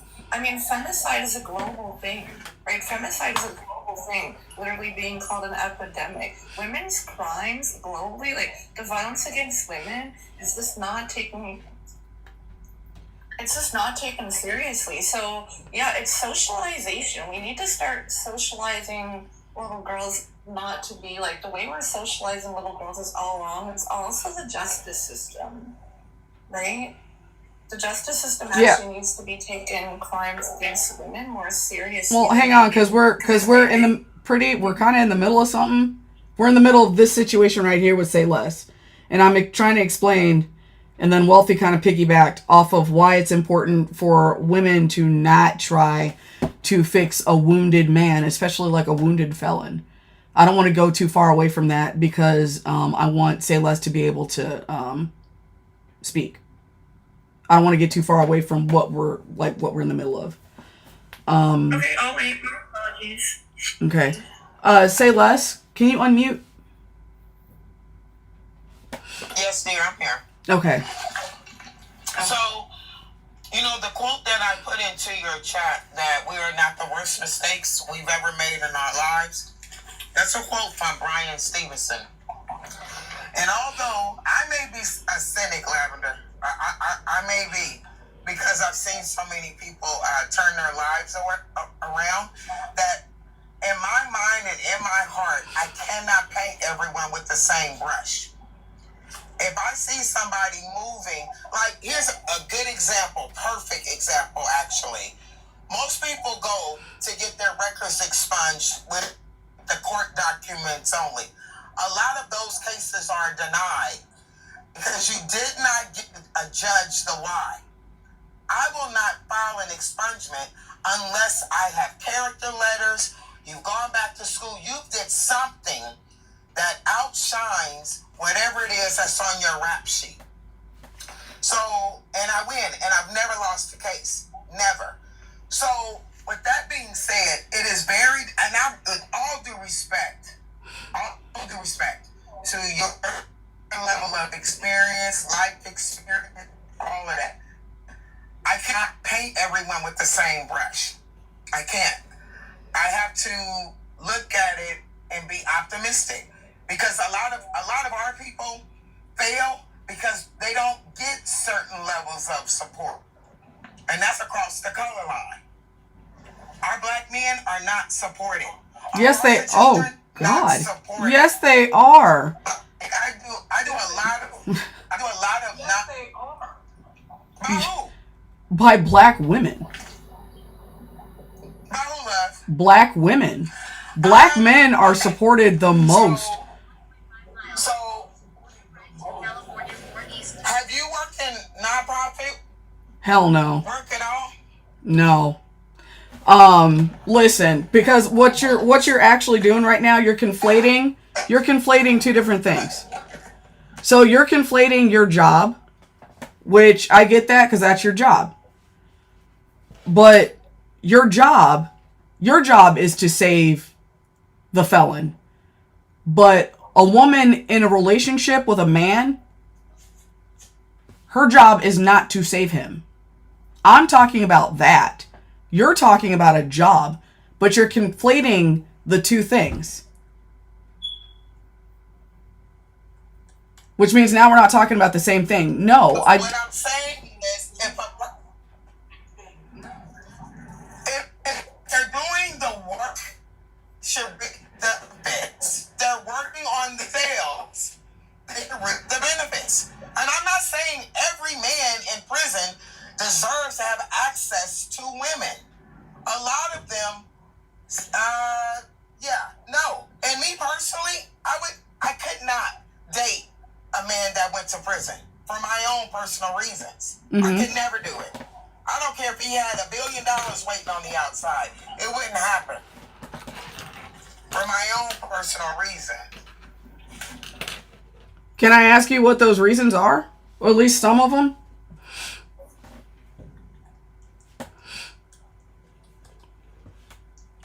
Okay, so it goes back to the original why.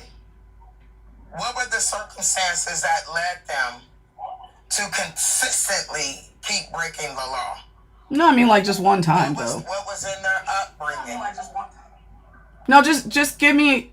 Okay, so that's the example. Listen, my thing is, because I don't want. Okay, my thing is, the majority of the men.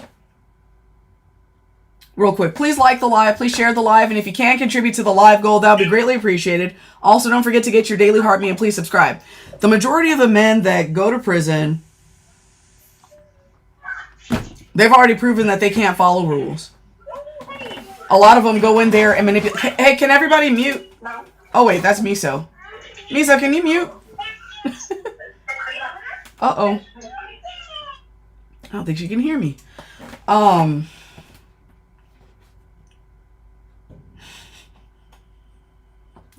It's not women's job to nurse these men back to health.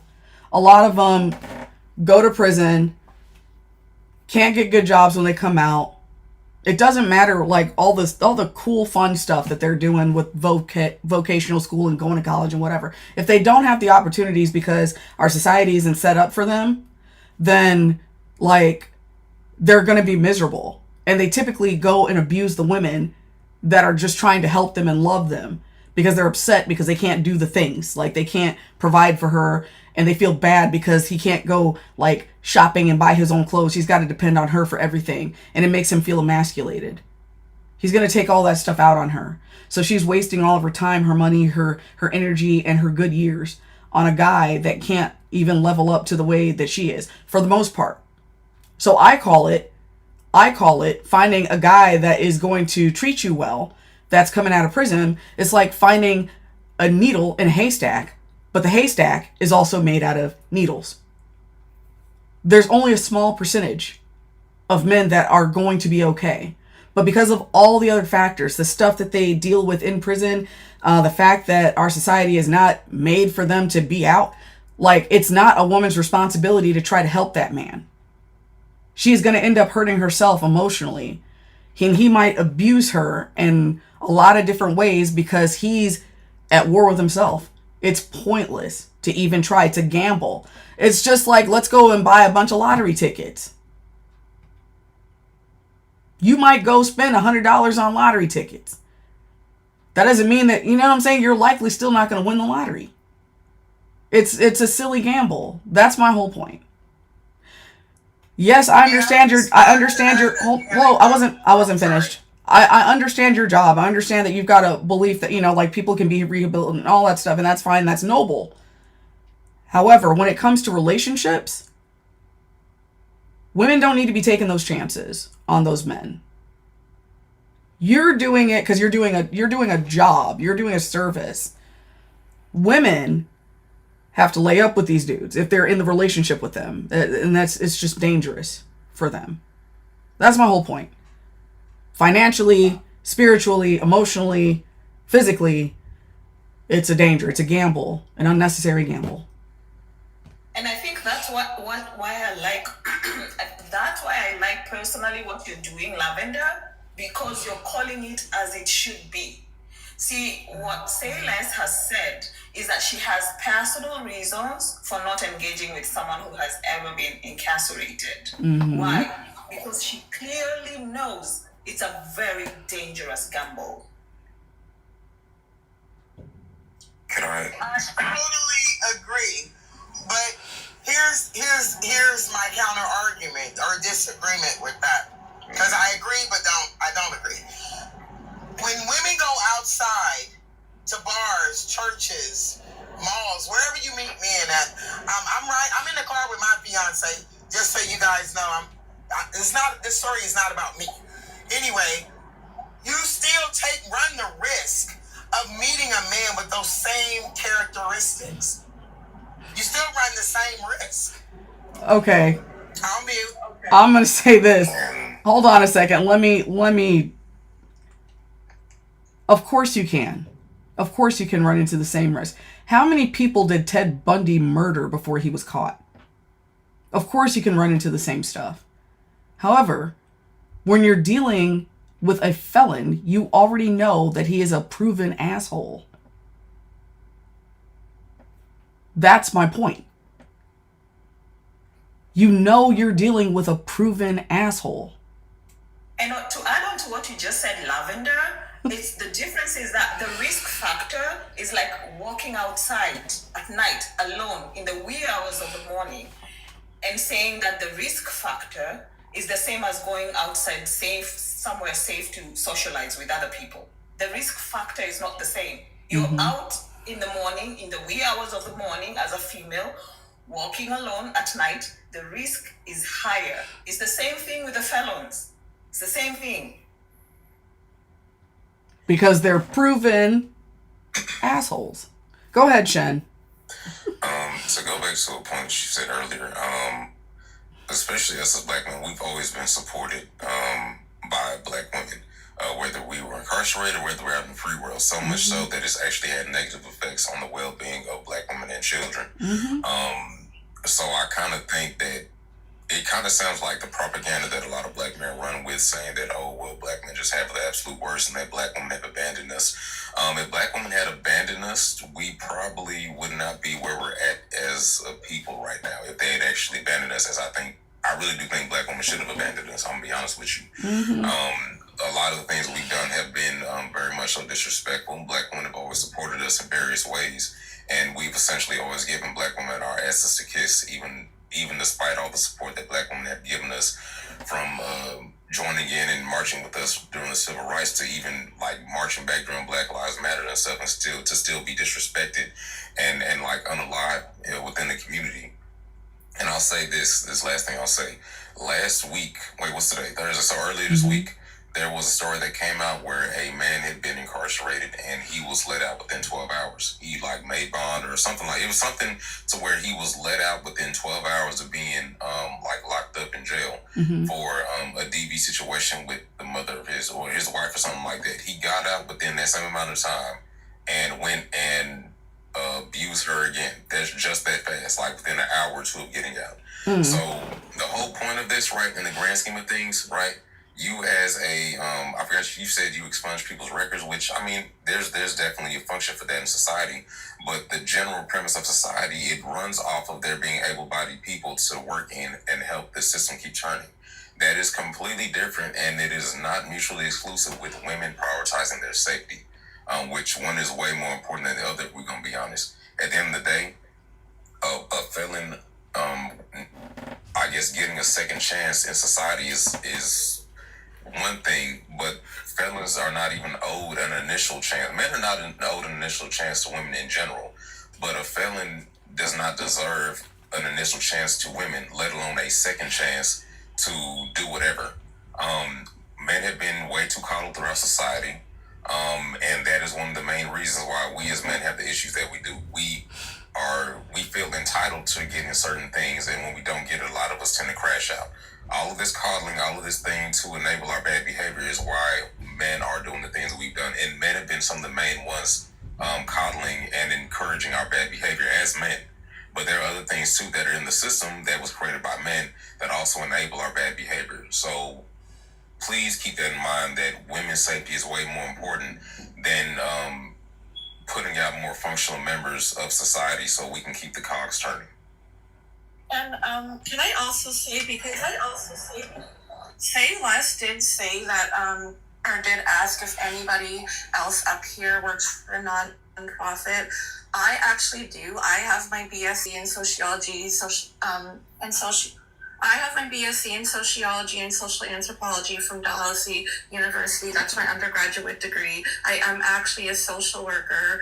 So I actually also work at a nonprofit, and I actually disagree because I think it puts women in harm. Like, I'm a social worker at an abused, like, at a shelter specifically for abused women, and what you're calling for is harmful to women, right? Like, I've supported these women, like, I've went to the hospital with these women, with women that have been abused, right? So, like, what you're asking women to do, like, because you work with the felons, right? And I work with their victims, right? So what you're asking for women to do is very, very harmful. Because I've supported these women and went and sat with them at hospitals when they've had rape kits done, right? So I've seen it. I've seen the detriment, what men can do to their women, what men are willing to do to their own children. I've witnessed it, right? I've been there, right? So the difference is you support the felons and the violent ones, where I support the victims. I support their women, right? And we need to be putting women's safety, the ones fleeing, right? Those are the ones that I care about. Like, I don't even understand how you can do what you do and then expect women to just give second chances. Yeah, no. Real quick, wait a second. Wait, hold on. Give me 2 seconds. Say Less. Hold on. Give me 2 seconds. Please like the live. Please share the live. And if you can, contribute to the live goal. That would be greatly appreciated. Also, don't forget to get your daily heart me and please subscribe. All right, go ahead, Say Less. Hey, Barbie. So let me be clear about something. I am not advocating walking anyone to holding any woman's hand and saying, go and vote someone, be with someone that's in prison. I'm not sure where you heard that, but you didn't hear that come out of my mouth. I gave her a real life scenario that was given to me. That's number one. Number two, prior to you getting on this panel, I do case management for battered women that are trafficked, the whole nine. But so I'm done with my resume. Here's the thing. Do you guys feel the same way about women that go to prison? Fuck no. Or No. do you think it's different? It's definitely different. No? No. Where is it different? It's different because women aren't out there en masse destroying communities. Women are not out there en masse doing what the men are doing. Beating the shit out of people en masse. Unaliving women and children en masse. They're not. And it's interesting because you're trying to say, like, when people are saying it a different way, like calling you 100% out for your nonsense. Because what you are doing is advocating. You're saying that, like, in a way, without saying the words that women should date these felons. They should give them a second chance. And you're disagreeing, like, when I'm saying, like, why not? You're like, well, I disagree with that.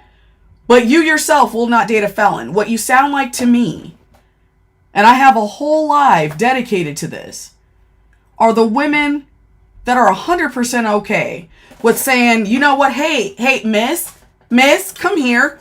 Come here. You see this man right here? You see him right here? You see him? Look. He's amazing. He's amazing. You come right here. Yeah, no, I don't want to deal with him anymore, but I want you to be right here. Okay? I think you two would be good together. Okay?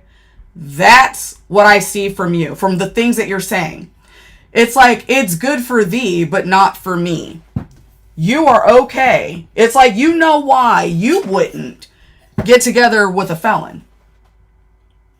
Because it's probably not a smart thing in your mind. But I'm worried because of how you're talking in here. You sound very much to me very male-centered. And that you might be one, because you're also saying, like, well, these men aren't supported. Yes, they are.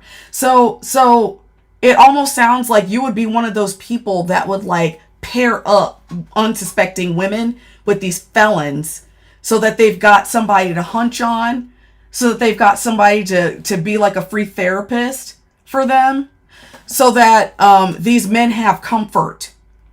That's what it sounds like to me. That's what it sounds like to me. You wouldn't do it personally.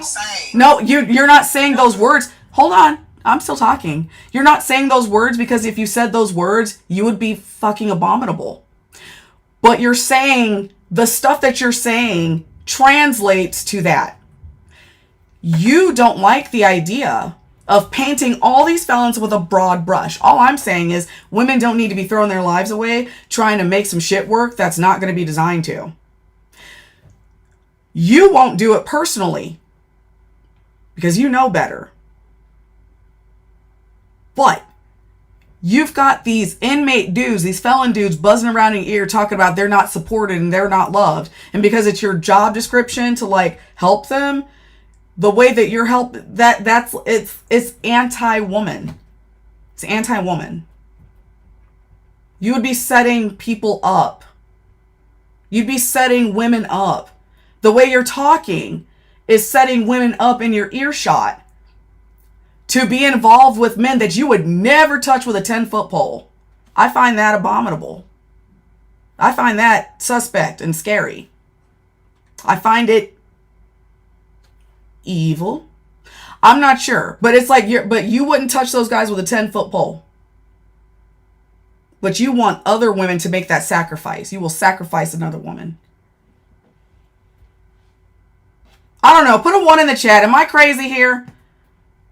Am I the only one catching that? No, I'm not gonna. I would never say you were crazy. No, I'm not asking you to. I'm asking the chat. Oh.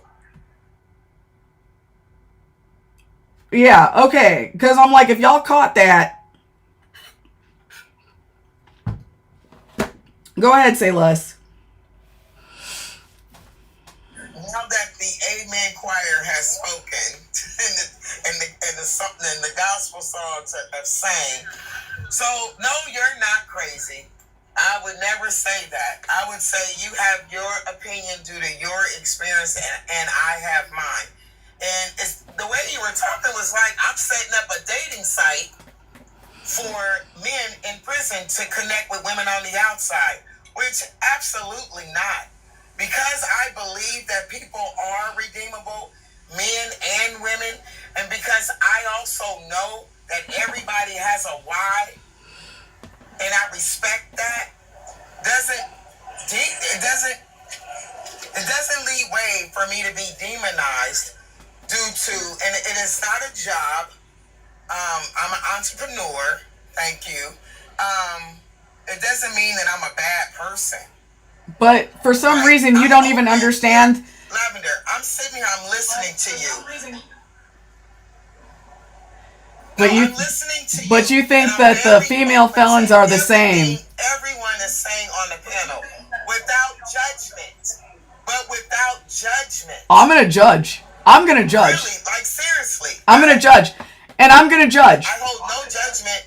But I do. Well, I'm not. I do. No, but I do. I do. I don't know your life experience. No, but I do. Listen. No. Listen. I'm going to be judgmental as fuck. I'm going to be judgmental when it comes to this. Because she sat there and both sides this thing. Y'all caught it. What about women felons? Do you think the same thing about women? You know these men. And nobody ever said you were trying to make a dating service. But I'm saying, like, you've got a lady that's in the middle of healing and you're trying to push her towards helping out this man. She's in the middle of some shit herself. She needs to get her own self together and she's worrying about some dude that's got 10 years in prison. You want to keep dysfunction with dysfunction. That's wild. I want to obliterate the dysfunction. You're trying to keep the dysfunction going. And actually, you're an entrepreneur. So this is I thought it was a job. I thought you were working for the nonprofit. You are one of the people in the machine that I hate. You are a part of the machine that I hate. The reentry machine, the fucking weird machine, whatever. The society, like, our society isn't even built for it. It is not. This stuff is never going to get fixed. And as long as we have people that are trying to keep people in their circle, like, it's like you're trying to corral people together that are fucked up. Like, why? So that they can make more fucked up babies that are going to grow up fucked up and then meet other fucked up babies and then grow up and make more fucked up babies? Like, that's crazy. Like, I am trying to stop it. I'm trying to stop it from happening. We don't need more people adding to it. No caller ID, go ahead.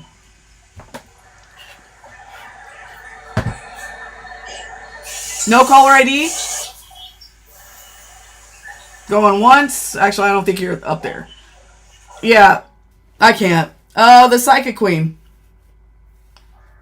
Hey, Lavender. What's going on? Oh, real quick, please like the live. Please share the live. And if you can contribute to the live goal, that would be greatly appreciated. Also, don't forget to get your daily heartbeat and please subscribe.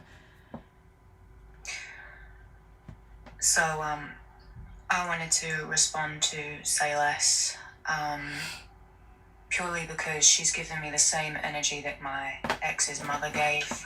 So for those in the chat who have not heard my story, I am a survivor of attempted unaliving by a felon, including kidnap and being held hostage with our 7-month-old baby.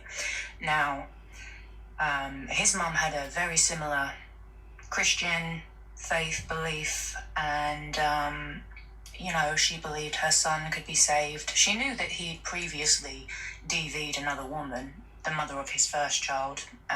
We're talking extreme DV.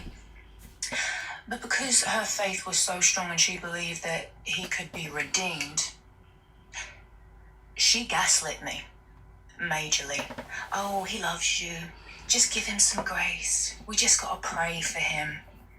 And the thing is that really pisses me off is that I don't know if you realize that you're doing it, Say Less, but you're the type of woman that will lead a woman to her own unaliving because of blind faith and a lack of accountability. This is the thing. It's one thing to have a religious belief and have faith and to see the good in people, but it's also the same thing that will have you taken advantage of. It's called weaponized empathy, weaponized religion.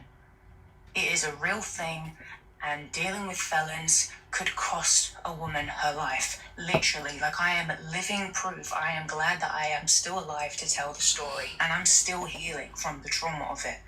So when women like you come up here and say, I believe they can be redeemed, and it's highly unlikely, and it is not worth any woman being thrown into the fire, playing fire with fire. It's not worth the risk. When the risk is between life and unaliving, what are you going to choose? So, respectfully, while I respect your faith and your ability to see the good in people and have compassion and grace and believe in people, it can also be weaponized against you, and it can also have you humiliated and put other people in danger as well. At some point, people need to be grounded in reality and have that accountability, because too many times I hear, the devil made me do it. The devil got a hold of me. He's got a demon inside of him. No, it's just avoidance of accountability. Call a spade a spade. You got to call things for exactly what it is. You got to look at the pattern, the repetitive behavior over and over again. And when I tell you the level of grace that I kept showing this man,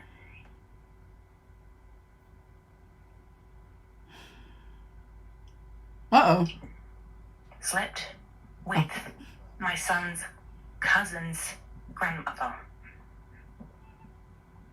Multiple infidelities. And I still took our son out to America to go and see him. We were supposed to be there for 3 months. I left in 4, had to catch 2 planes and be wheelchaired through 2 airports with my 7-month-old strapped to me. So I think unless you've actually lived this experience, it's okay for someone on the fence on the outside, just, who hasn't actually gone through something extremely traumatic. But I don't think you understand the depth of the trauma and pain that can be inflicted on women. And the message that you're sending of, oh, well, I believe they can be redeemed and you just got to have a little faith in them. No. No. If they've got prior convictions, a pattern, have been incarcerated multiple times, you need to stay the hell away from these men. Because they are too heavily institutionalized, plus the trauma that they go through while they're incarcerated, and they end up projecting that onto you. And everything that Lavender is speaking about is true because I lived that experience. My son's biological father hated and resented me for needing me. There was no appreciation, there was no gratitude for helping paying the restitution fines, for helping him come up with business ideas to start his own business. There was none of that. There was just lies, cheating, and he made me question my sanity and then beat me for it. These aren't the type of men you want to play around with or even think about looking at. Because I was just like you. I believed that everyone deserves a second chance and love heals everything, and if you could just, find a broken person and you just want to put them back together because you know what it's like to feel broken and to feel like everyone's kicking you down. And it is that kind of pure-heartedness that will have you in dangerous situations that you may never come back from. And I have had to learn in my healing journey that while I can be compassionate and I can have sympathy, I don't have to allow that energy in my space. I can hold sympathy for what someone's gone through, but it doesn't mean that I have to take it on and fix it. Because the minute you adapt to this fixer mentality, you will be taken advantage of every single time.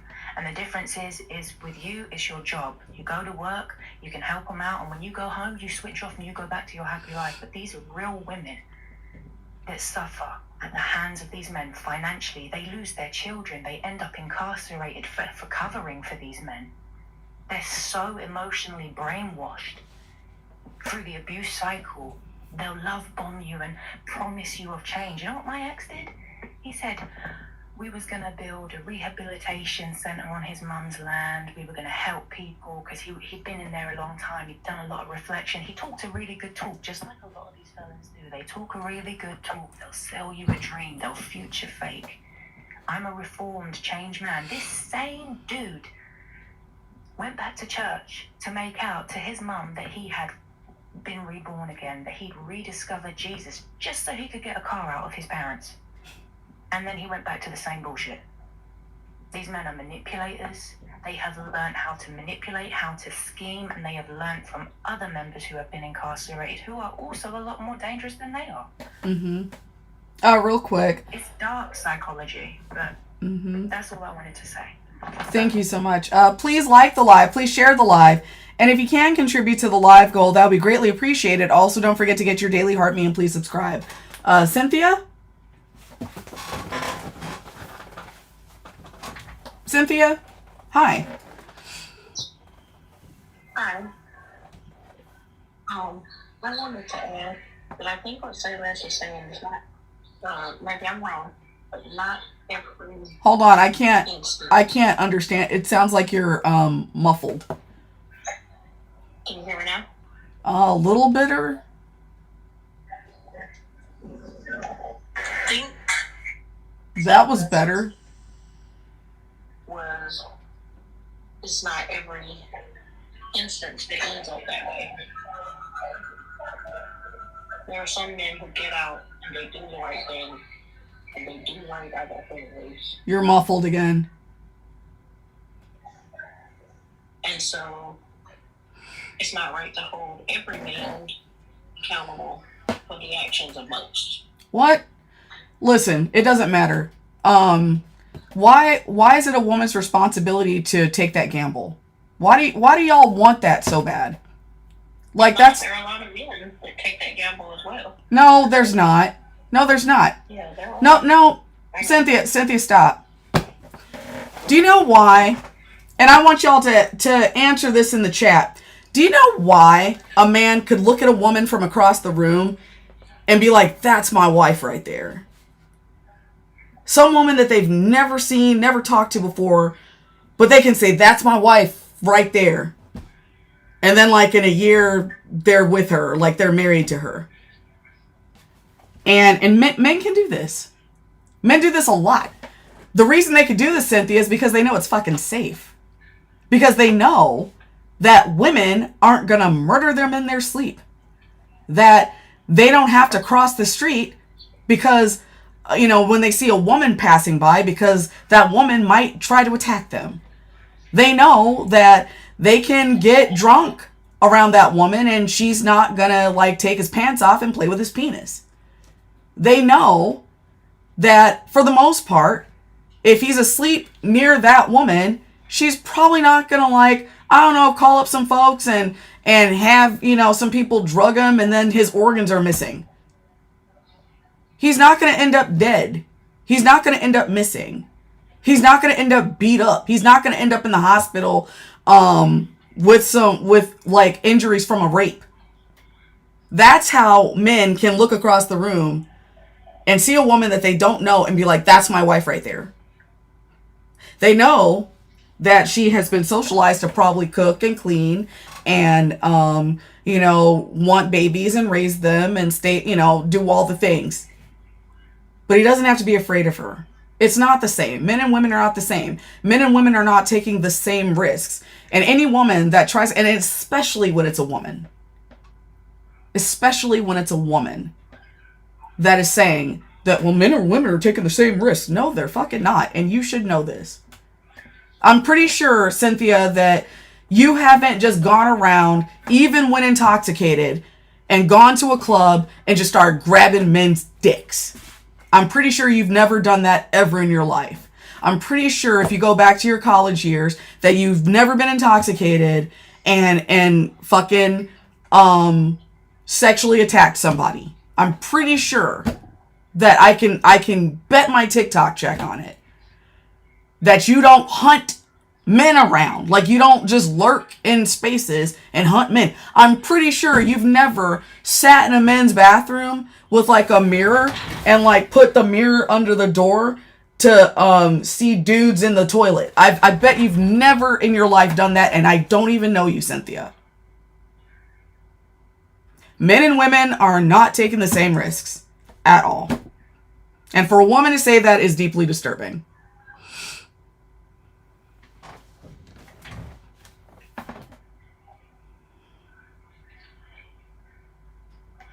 And yes, Mama, he is. Go ahead, Judy. I'm very sorry I pressed the wrong button here. Oh, you didn't mean to come up here? I didn't, I'm sorry. Oh, no, don't apologize. Very interesting, though, but I have nothing to say. Oh, okay. But yeah, don't apologize.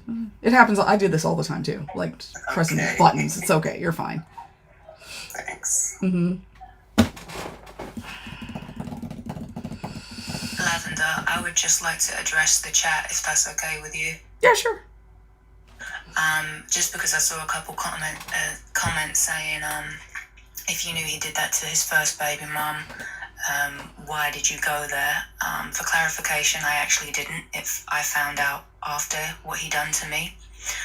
And it is very clear to me that there are some people in the chat that are not familiar with the AB cycle.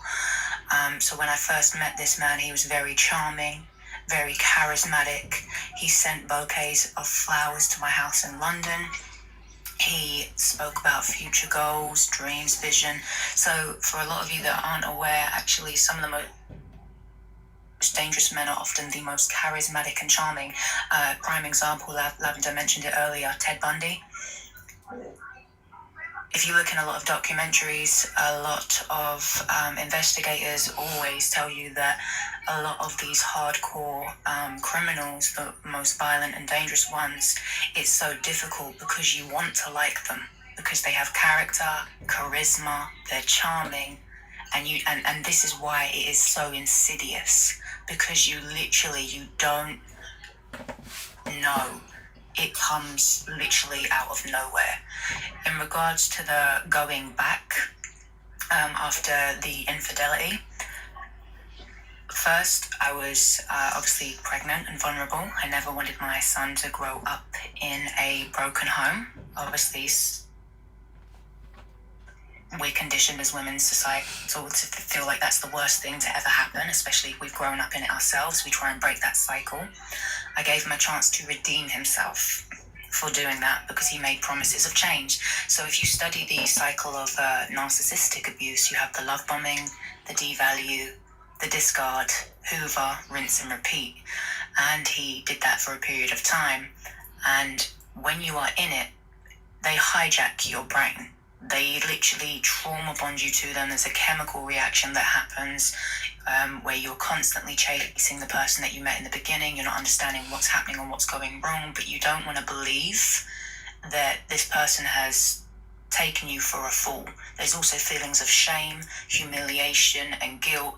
It's very, very confusing when someone you trust and somebody who has treated you like you've never been treated before. Because in the beginning, he treated me like a queen. He made me feel like nobody ever made me feel. I genuinely believe that this man was my other half, my soulmate. Because that's the energy that he wanted to reel me in with. Now, as a mum, a lot of us, single mothers or solo parents, there is a lot of stigma around being called bitter baby mums. Now, if I was a bitter baby mum, after his infidelity, would I have taken our son out to America? Because I'm from London. Would I have taken our son out to America to give him an opportunity to step up and be a father? Because I didn't have to, right? But I'm a morally decent person. And regardless and despite of his infidelity, I don't believe in taking a child away from a parent. Because that's not right, because the issues between you two has nothing to do with a child is innocent. So I still, even after the AB, even after the name calling, the cussing out, the betrayal, I still handled myself with integrity and a level of maturity that a lot of people do not, because they're in their feelings. So I had to put my feelings aside for my child. Now, the difference is the minute he put his hands on me while I was holding our son at 7 months old, he now has nothing to do with him and we are no contact because I had to flee to save our lives. But I still get AB from society. So the abuse doesn't stop there. I'm now classed as low value because I'm a solo parent. They don't see a woman who's been through domestic V and literally catched 2 planes, beaten, no painkillers. Literally, if you've ever had bruised ribs, it's the equivalent of having fractured ribs. It's extremely excruciating, painful. Now imagine carrying a 7-month-old baby wriggling and kicking you in your ribs for long haul flights, not just 1 flight, 2 flights to make it back home safely. But society doesn't see that. They just see a solo parent. They'll assume that, oh, you're keeping him from seeing his dad. Not his dad put his life in danger. He nearly left him without a mum. So it's just, I wanted to make this very, very clear because when you're given part of a story, I understand that you make your own ending, you come to your own conclusion, you make your own assumptions. But when I say this man treated me like a queen in the beginning and made me feel like nobody ever made me feel in my entire life, that is how it started. And even throughout his disrespect, I still remained mature and kept my integrity and good and my core values. Now, I also saw in the chat that they said that they go after weak women. Well, that is not entirely correct. I'm sorry, hold on a second. I think that may have been a bot because I just got rid of one that was trying to attack you. And I did need to remind everybody, tonight's not a safe space. I wanted people to steer clear from their personal experiences because of that. Because this is not safety. I've had worse. But also... it doesn't matter. I just like to... But also... address. But also, those were bots. Please like the live. Please share the live. And if you can contribute to the live goal, that would be greatly appreciated. Also, don't forget to get your daily heart me and please subscribe. Yeah. The biggest point, well, the one that was just happening, is that when, I don't know, like, I find it bad when, when men are victim blaming, when they're victim blaming women, but for it to be 2025, almost 2026, women victim blaming other women trying to both sides the violent ass male issue that we have going on as if women are just as bad is frightening to me. And what is this person talking about? Tampering with a male is a felony, y'all? Yeah, it is a felony. It's stupid. Okay, listen, Rose Hip Jewels. I was about to say something. Anyway. Rose Hip Jewels. Every felony isn't evil. It doesn't matter, Rose Hip Jewels. The point is that when people are out there committing felonies, they are showing they can't function in society, like they are refusing to function in society like a proper person. Okay? Like a normal ass person, like a person that you could trust. And sure, there might be men out there that are untrustworthy. We know this. But these people have been proven to be untrustworthy. Yeah, I don't know. But I mean, honestly, I can't save them all. But my God. And then the other part too, which is why I harp on so much that what you don't know can get you in trouble. Because he might be in there for tampering with mail. But you might not know that he has buried his 12th body last year. And they caught him tampering with the mail before he could grab a 13th. Hello. You've got no idea. Why on earth risk it? But fine, if you personally can hear all of this stuff and still want to risk it, that's on you. But it's not going to do you much good. You're not going to convince me to change my mind. Because the truth of the matter is that man still can't do shit for you after he's committed a felony. 1 out of 1 million guys got a job and could buy a house. Does that mean that all these ladies should just go ahead and take a chance? Because 1 guy out of 1 million made 6 figures? No. It's too risky. It's too hard out here for us. And they got too much shit going on the inside too. There's so much crap that happens to them that they're not going to be honest with you about, and all that crap is going to come right home with you. You don't know. You have no earthly idea how many guys he was sleeping with in there. You don't know how many people he beat up in there. You've got no clue. Your dad is a corrections officer. You taught in a prison. I'm a hateful individual. Well, if I'm a hateful individual, then you're a dummy. I'm not a hateful individual trying to warn women.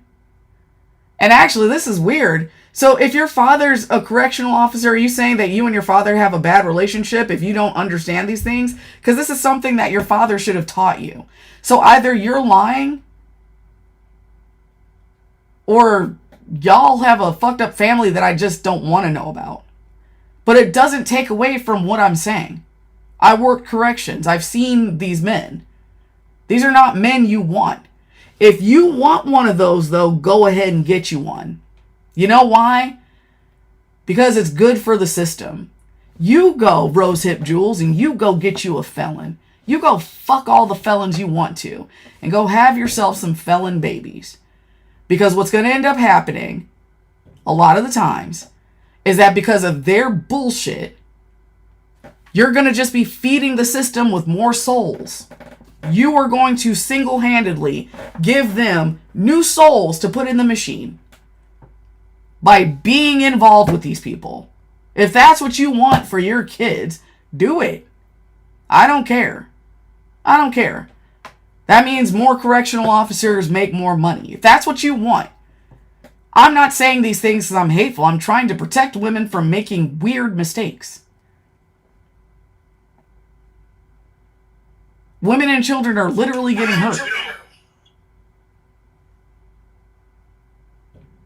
Just saying. Just saying. All they seriously want to do. This is what they want to do.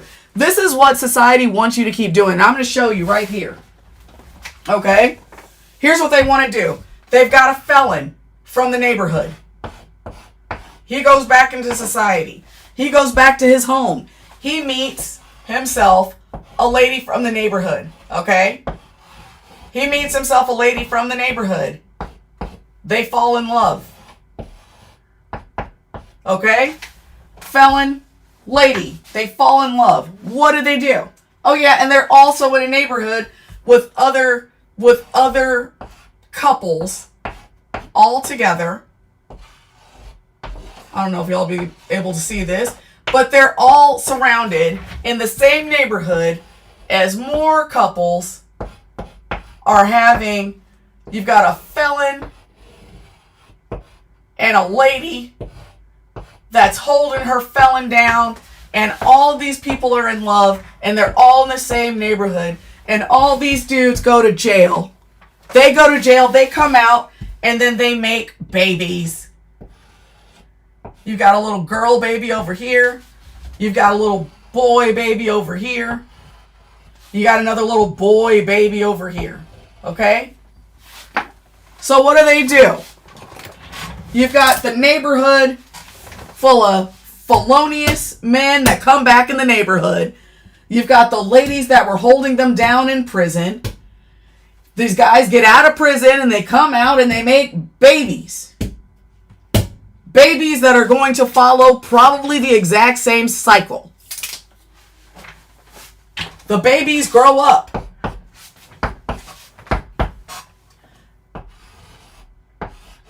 She grows up in the same place. He grows up in the same place. Because his dad was going to prison all the time.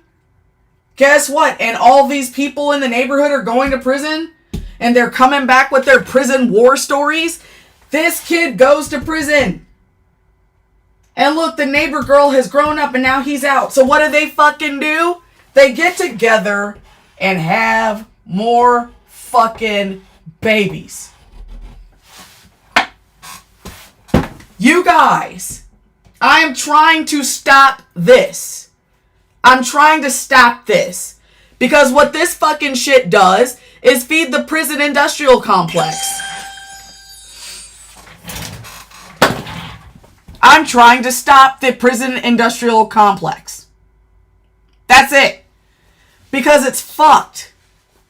And it's making money. It is the only institution. It is the only way where we have slavery that's legal in the United States. I'm trying to stop it. Yes, exactly. I'm trying to break the cycle. But when you have people talking about, well, everybody deserves a second chance. Listen, why on earth do they need to be the ones giving the chances?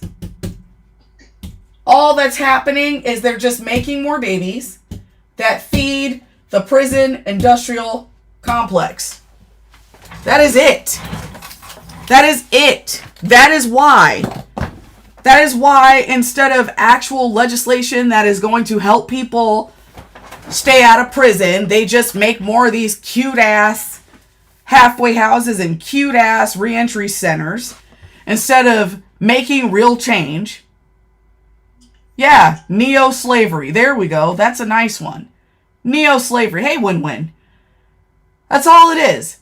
You're feeding it. Just stop. Just stop. Just stop. Women are not responsible for the actions of men. If women just stop. And then if we have women that are also helping by saying, you know what, second chance, I'm not going to do it myself though, but you do it. yes, I think this will be nice for you. Because you make money off of it. You forgot the part where men go into prison. They have a choice to make. They're either going to be the man or the woman. And they do stuff in that prison that they don't tell nobody about. Yeah, I talk about that like every day. Yeah. They do stuff next door. Yeah, that's my that's my collection of buttholes right here. That's the representatives.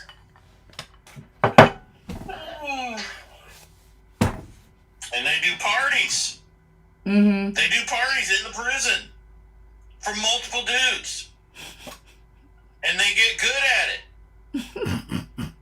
But no, they don't tell you about that when they come out. They're actually not. They don't tell you about that when they come out. If they don't get paid, then they call Priya. I worked at Georgia State Prison for 15 damn years. They don't get paid for the group thing that they just did. Then they call Priya. You just jogged a memory of mine that I had while I was working internal affairs, and he is right. Because I've had a case like that. But it wasn't a party, it was a one-on-one. It was a one-on-one. We had one dude in our mental health building. Every time they took him out to the shower and put him in the shower, when he got back to his cell, he called Priya right away. It was like every day. We figured his butthole was like 2 foot wide with all the Priyas that he called. It was like every damn day he was calling Priya. He got a rep. He got a rep for calling Priya every time they took him to shower. Oh, God. Y'all, Priya is the Prison Rape Elimination Act. It was enacted in 2003, signed into law by George W. Bush. It is supposed to protect inmates of all prisons, jails, detention centers, juvenile detention, all that stuff. Protects them from sexual abuse and sexual harassment. And you can type it in there, and I can say it. I just can't repeat it like 11 times. You can't repeat the word. Signed into law by George Bush, not Donald Trump. Let's not go there. Sure. All right. So, I guess, I have the thickest skin ever, right? But a male getting raped and a woman getting raped is vicious, no matter which way you look at it. That's pretty deep that you guys took that turn. That's somebody's son and somebody's daughter. What are you talking about? I'm not here to change anybody's mind. What are you talking about? I'm not here to change anybody's No. You guys were just making fun of people getting raped. No, we weren't making fun of people getting raped, you dodo. You fucking bird. We weren't making fun of people getting raped. We're making fun of prostitutes getting mad and calling the Priya hotline because they didn't get paid. That's not rape. They got mad because they didn't get paid. That's funny. Yeah, that's fucking funny. That's funny. I wasn't making fun of the dudes that legit get taken. I ain't gonna say that on TikTok. Hell no. Nobody's saying that shit. We're talking about... making fun of them legit. No. Hell no. The dudes go into prison. They have a decision to make. They either gonna be the man or the woman. Oh, look, she had to go. Yeah, because you made a fucking ass of yourself, you dumb bird. Nobody's making fun of sexual assault. We're making fun of the fact that, like, yeah, you should have paid your prostitute. You should have paid the dude. If y'all were going to play together, you should have paid him. No, somebody spent time working in a prison and it shows. No, she works for, she's one of those rehab con men. She's an entrepreneur. I do know one thing. They closed my old prison, right? Mm-hmm. And they got me at a women's probation center right now. it is a hell of a lot easier working with women detainees than it was working with the jokers that I used to work with, because God, it is so much less stress now. I don't have to worry about nobody got a shank or nothing. Mm-hmm. I can imagine they probably are really trying.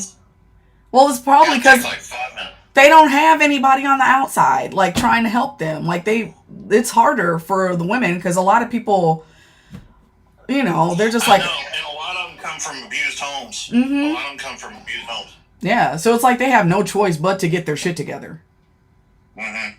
But men, on the other hand, could just do whatever the hell. Like, somebody's going to carry their ass. But yeah, that woman was fucking weird. She was a fucking weirdo. And I cannot believe she just tried... What a stupid bird. Ain't nobody making fun of nobody getting raped. Fuck no, that shit is not funny. No. What we're talking about is what actually happens in prison. And people don't want to think about what actually happens in prison. Because they don't want to be thinking about their man. Oh, Shan, you missed it. That fucking bird up here that was all upset. That woman, too, because I don't think you were in here when she was saying it. But she was really... hitting heavy for not painting all felons with a broad brush, and because she didn't like the fact that I'm telling women not to date felons. But then she's saying she herself would never date a felon because of her own personal reasons. But it's like, okay, so you wouldn't do it, but you're upset with me for saying for women not to do it, and then like, I don't know, that was a strange duck right there. Please like the live. Please share the live. And if you can contribute to the live goal, that would be greatly appreciated. Also, don't forget to get your daily heart me and please subscribe. You mean the lady that says she does like expunging and stuff like that? Yeah. Yeah, I was getting that vibe from her, which is why I was trying to emphasize that women's safety is more important than giving these dudes a second chance, or whatever. But now she'll throw a woman under the bus quick for a dude.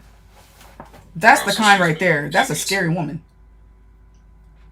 And then tried to say that we were making fun of dudes getting raped. Like, what the fuck? No, we weren't.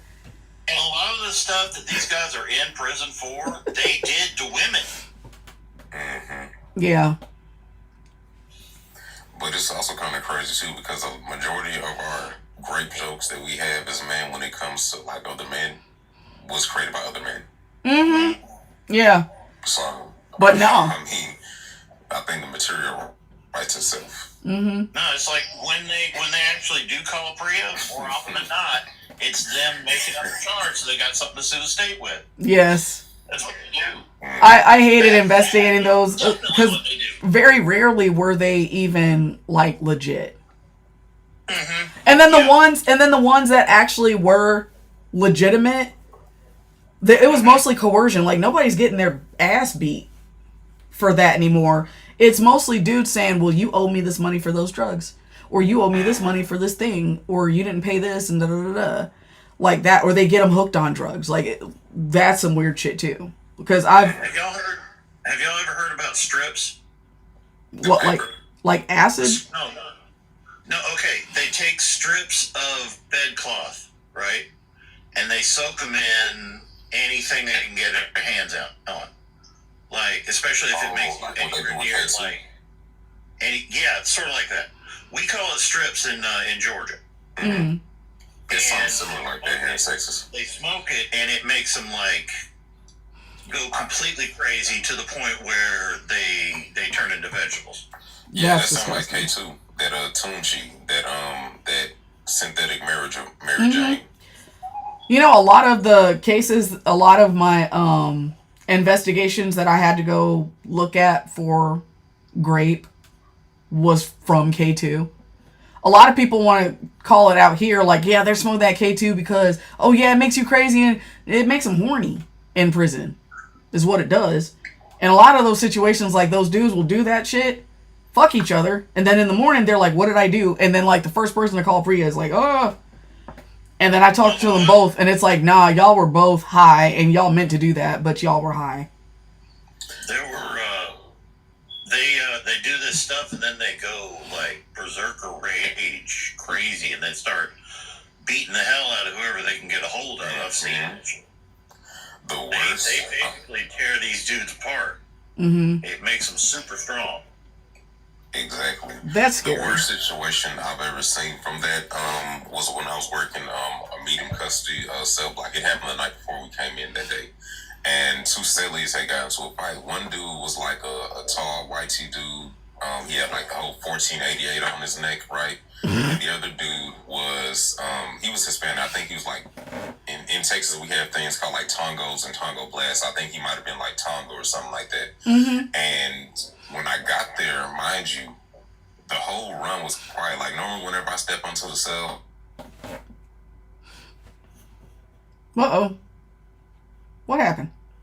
Like one time on one road, whatever, and none of that happened. None of that happened whatsoever. So I walked down doing my security check, and mind you, this happened last night. I'm going to go see the scene, and I walked to, like, you know, they have like the grates on the floor, whatever, like the cracks in the floor. I looked down, and it's literally like still blood in the cracks because they was literally in there going at it. They said the Hispanic dude almost lost like an ear, had an eye like damn near poked out. And so he had got sent out like 911 to the hospital, and they put the other dude in lockup because I'm pretty sure they dropped his custody level to that of like an asset you made. Because from going from like G, you did this in like G4 custody. No, you can't be populated or you can't be housed with like other offenders like that again. That was wild. Yeah. But then like eventually he'll get out and then some lady will be like, yeah, but you could totally date him. I mean, I wouldn't do it, but you can. Like, no. No. The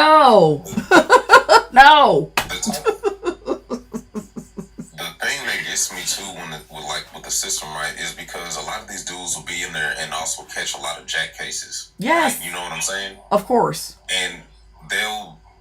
And the way I understood when I first started working for the system was that after they get a certain amount of like jack cases, they're supposed to be eligible to get like a free world charge. Yeah, free, but nobody ever does it. Nobody ever does it.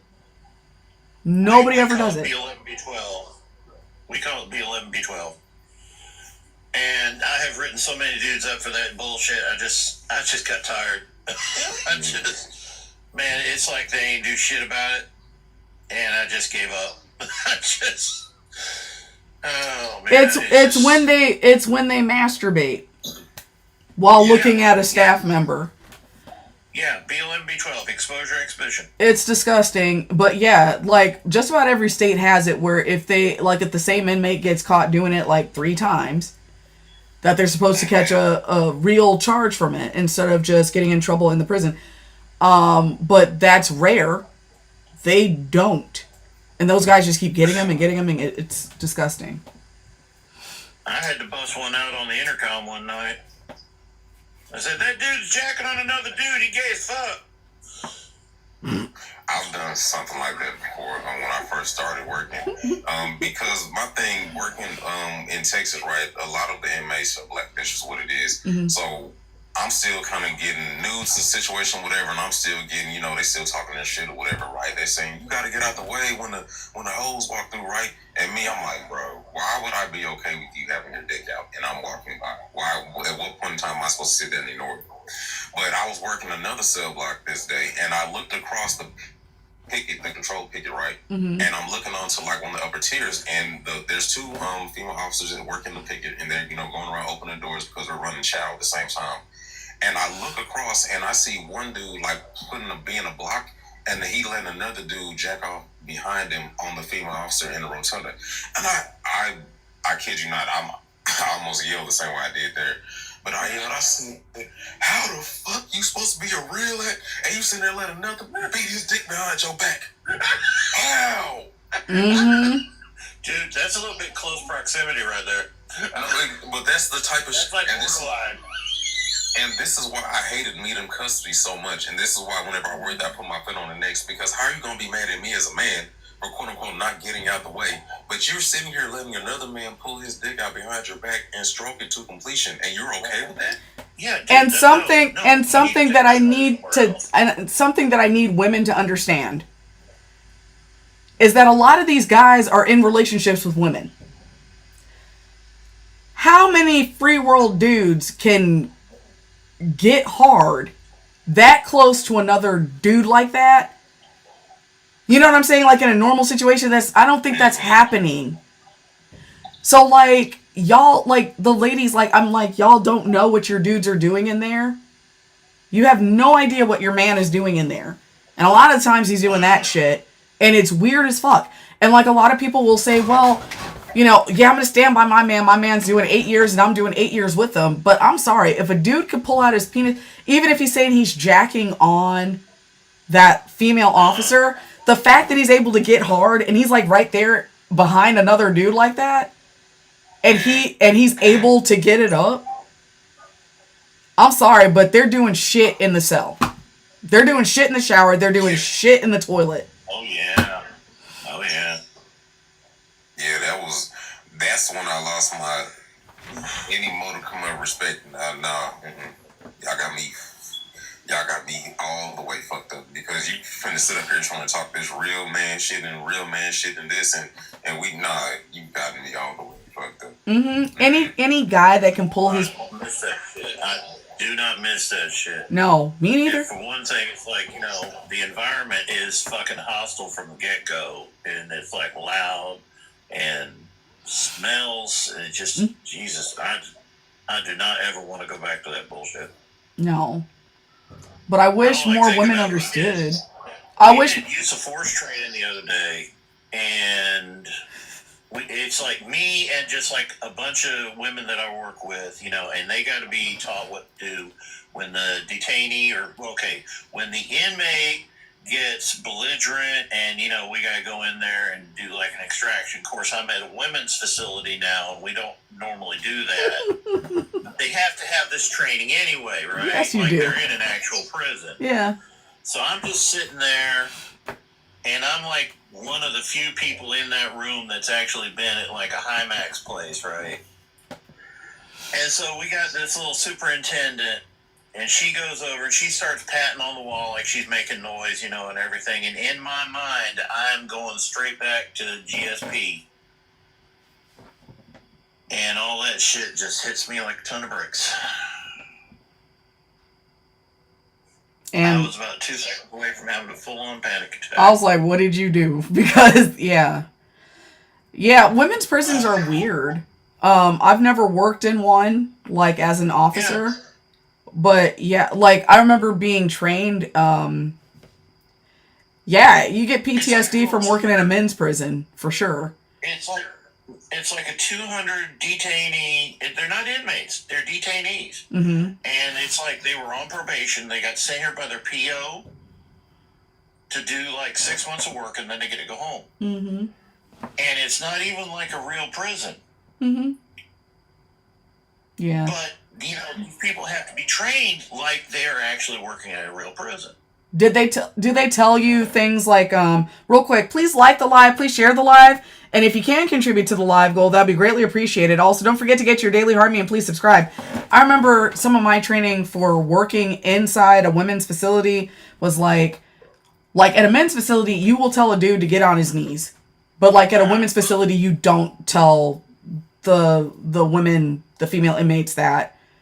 Like, they trained us not to, because like it could fuck them up, because like a lot of them were abused and stuff. So it's like you tell them to like, you don't tell them to spread their legs, you tell them to spread their feet, and you don't tell them to get on their knees, you tell them to I forgot what you're supposed to tell them, but like it was, the training for them was weird.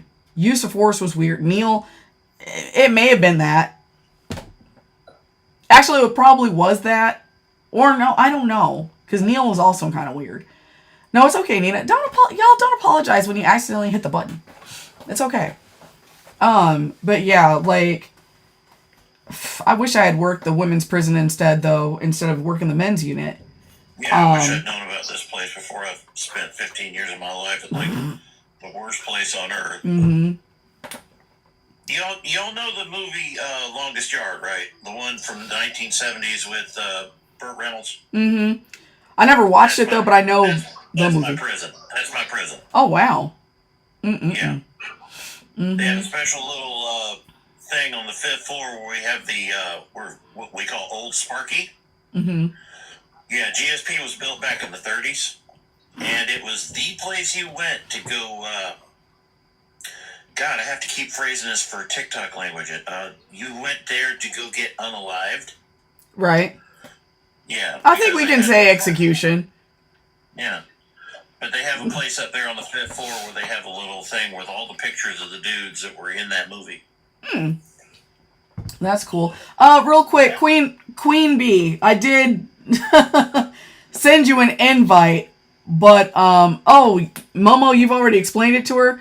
Queen Bee, it's not hate on male inmates, it's safety for women because male inmates are dangerous. En masse. Like, in general. It's not hate. If you want to go do it, though, please be my guest. They all need somebody to hunch on. Okay? But for the ladies that want to, be safe, okay, then please listen to me. Okay? I know I can't save them all. I understand that. Oh, you've given her the opportunity to box up, or... Okay, well, I sent her a request. But so are some female inmates. That's why I'm asking. Queen Bee, I sent you an invite. I'm going to send it one more time. You've got 5 seconds to get up here or you're muted.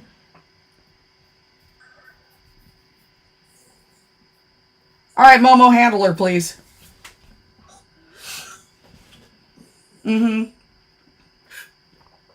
Yeah. Thank you, Momo. Yeah. That's so silly. It makes me kind of sad. It makes me sad when I see so many women that are like, do y'all not hear?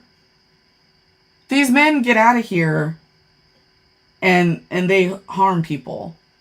They harm women and children. And for women to just be like... I gotta go real quick. I'm getting a call. Okay. All right. Well, thanks for being here. Yeah, thanks. Yeah. Pick-me's. But it's like, why? Why? Pick-me's are so weird. They will hear that there are women being lit on fire, that men want women lit on fire, and they will go grab gasoline. I swear to God. They'll be like, oh my God, are we out of matches? Let me go get some matches. I really don't get pick-me's. They're so fucking weird. And the sad thing about pick-me's too is that like they're not safe. You know what I mean? Like they're not safe from the harm that could come from men by being pick-me's. Like their pick-meism isn't going to protect them. Like actually their pick-meism might make them some of the first targets because they're the ones that would just blindly, put themselves in proximity to these inmates. And it's really, really sad. Do you remember that one story about that? I think it was in Georgia, maybe it was North Carolina, that one officer that had been working for like a good 20 or 30 years. And the day that she was supposed to retire, she helped spring that one inmate. Yeah. Yeah. That was like one of the dumbest, most aggravating things I think I've ever heard like that. And then he ended up unaliving her, or she ended up unalived. I think he ended up unaliving her. No, I think she pew-pewed herself. Didn't she? Let me look her up real quick because I feel like she pew-pewed herself. Wait, what case was that? I don't remember hearing about that case. It's like 3 or 4 years ago. Yeah.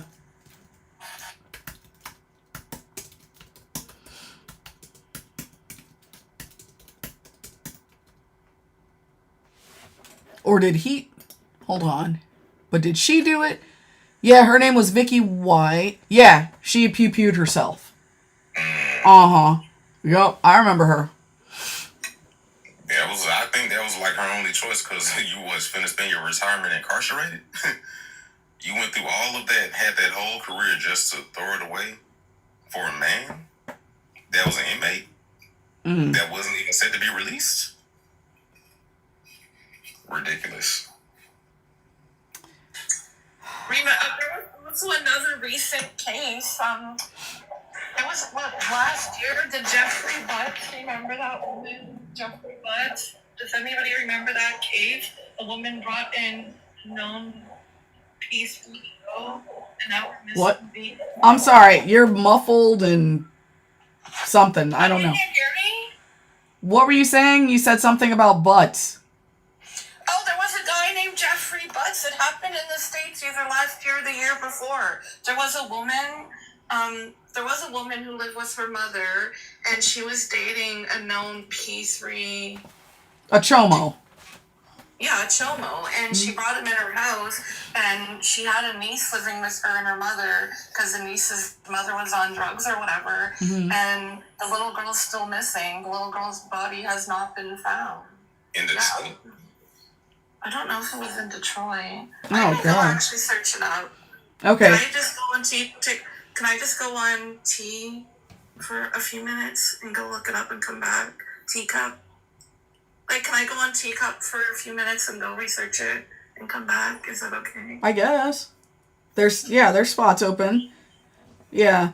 Real quick, please like the live, please share the live, and if you can contribute to the live goal, that'd be greatly appreciated. Also, don't forget to get your daily heart and please subscribe. I saw on this app a few months ago, actually it was like, I think it was like right after I started going live, you guys. There was a woman, I was flipping through, because I wasn't doing anything, and I was flipping through my FYP, and I saw a live of a woman, and she was crying.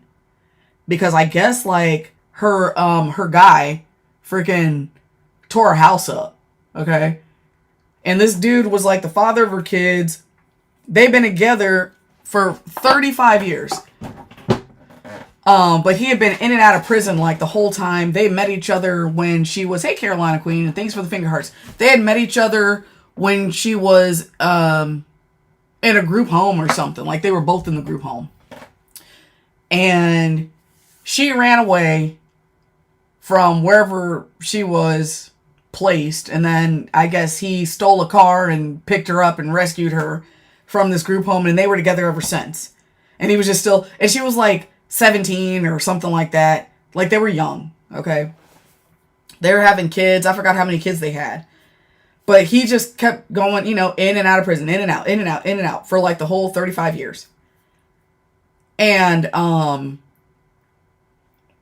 he got out in like 2019 and hasn't been back since.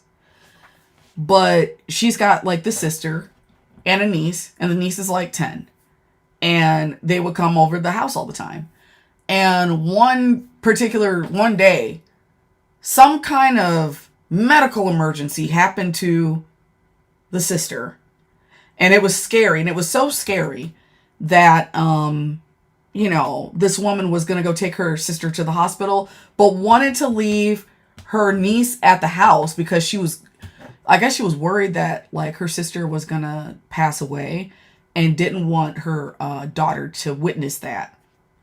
So she left her niece in the house with her felon boyfriend, baby dad, longtime life partner, whatever. And so, they go to the hospital and deal with the sister. She's alive. And then, they get back, and I guess weeks later or something, the police are knocking at this woman's door.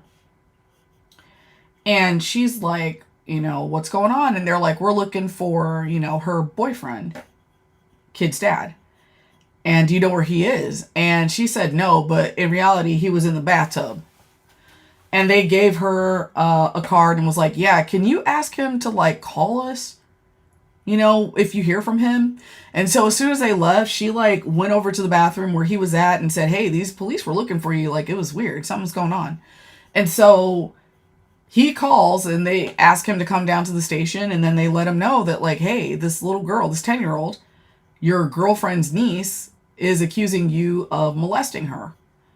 And he's like, no, I didn't do that, whatever. And I guess they let him go because they're still working on the investigation, whatever. And so where does he go? Where would you go? If your boyfriend was accused of molesting your niece, where would that man go? Well, she let him come back with her. she let him come back with her. And I'm not sure if they're finished with whatever the hell. But her niece, of course, wasn't coming to the house now. But they were out one day. I guess this woman and her niece and her sister were out somewhere. And the niece was saying to the woman, like, I miss being at your house. But she's like, but is that man still there? And she was like, yeah. And then she's telling us all on TikTok Live about how, you know, she was just sad just laying next to this dude every night. And I'm just like, I gotta scroll. This fucking bitch. This fucking bitch. Who lays up with some note either, like, I don't think her niece is lying, so he probably is a predator. Like, what kind of woman in her own right mind? Like, he would have been out my house that night. Exactly.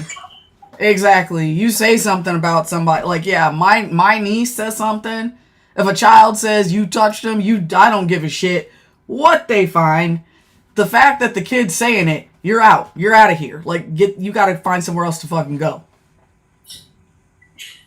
You know, it's also, I think it's and this doesn't necessarily have anything to do with like inmates per se. Mm-hmm. But there was back when Mr. KS passed away, right? Mm-hmm. Around that time, there was a video that was circulating about an interview he did with a woman, right? Mm-hmm. And in the confines of that video, he essentially encouraged this woman to it was a scenario presented, right? He said, what if me and you get together, right, at your daughter's 5 and we're together for like 10 years or whatever, and then one day she comes home and says, oh, well, such and such, Kevin was looking at me when I got in the shower. Yeah. The woman he was talking to said, oh, well, the relationship will be over. You'd have to go, or pretty much we're not going to be together no more, right? Mm-hmm. And instead of being okay or letting that be the situation, right, because you're supposed to take that type of shit seriously, especially if it's your child that comes and tells you that. But instead of realizing that, he doubled down and said, oh, well, no, you don't have no empathy for men because you're going to sit up here and believe your daughter because she said, oh, well, such and such was looking at me when I got out of the shower. And to me, he's one of them old men. He was like, what, 50-something when he passed away? He comes from a generation or a time when that type of shit was okay and it was swept under the rug. Mm-hmm.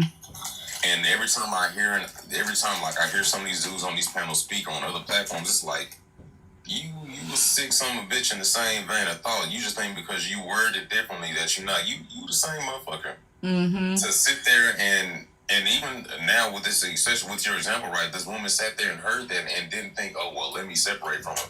Like, this is your literal niece. She's telling you or confiding in you, or you can tell that something is wrong.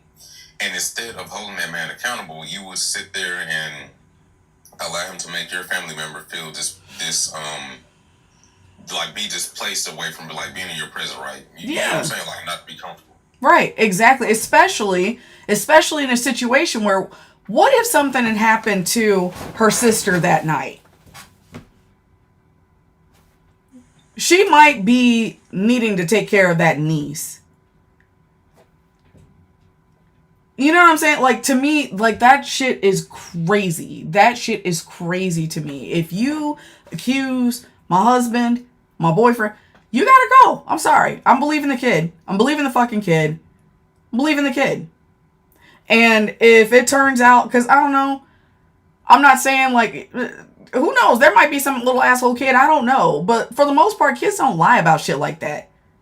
They don't lie like that. So, like, believe the kid. Duh. Believe the kid. Oh, and I got the information. I don't know how you knew it was from Detroit. That case I was telling you about, I got his name wrong. It was in Detroit. His name is Jarvis Butts. It was a really, really popular case. She's still missing. I remember that. Yeah, real quick, please like the live, please share the live, and if you can contribute to the live goal, that would be greatly appreciated. Also, don't forget to get your daily heart meal and please subscribe. Yes, that was sad.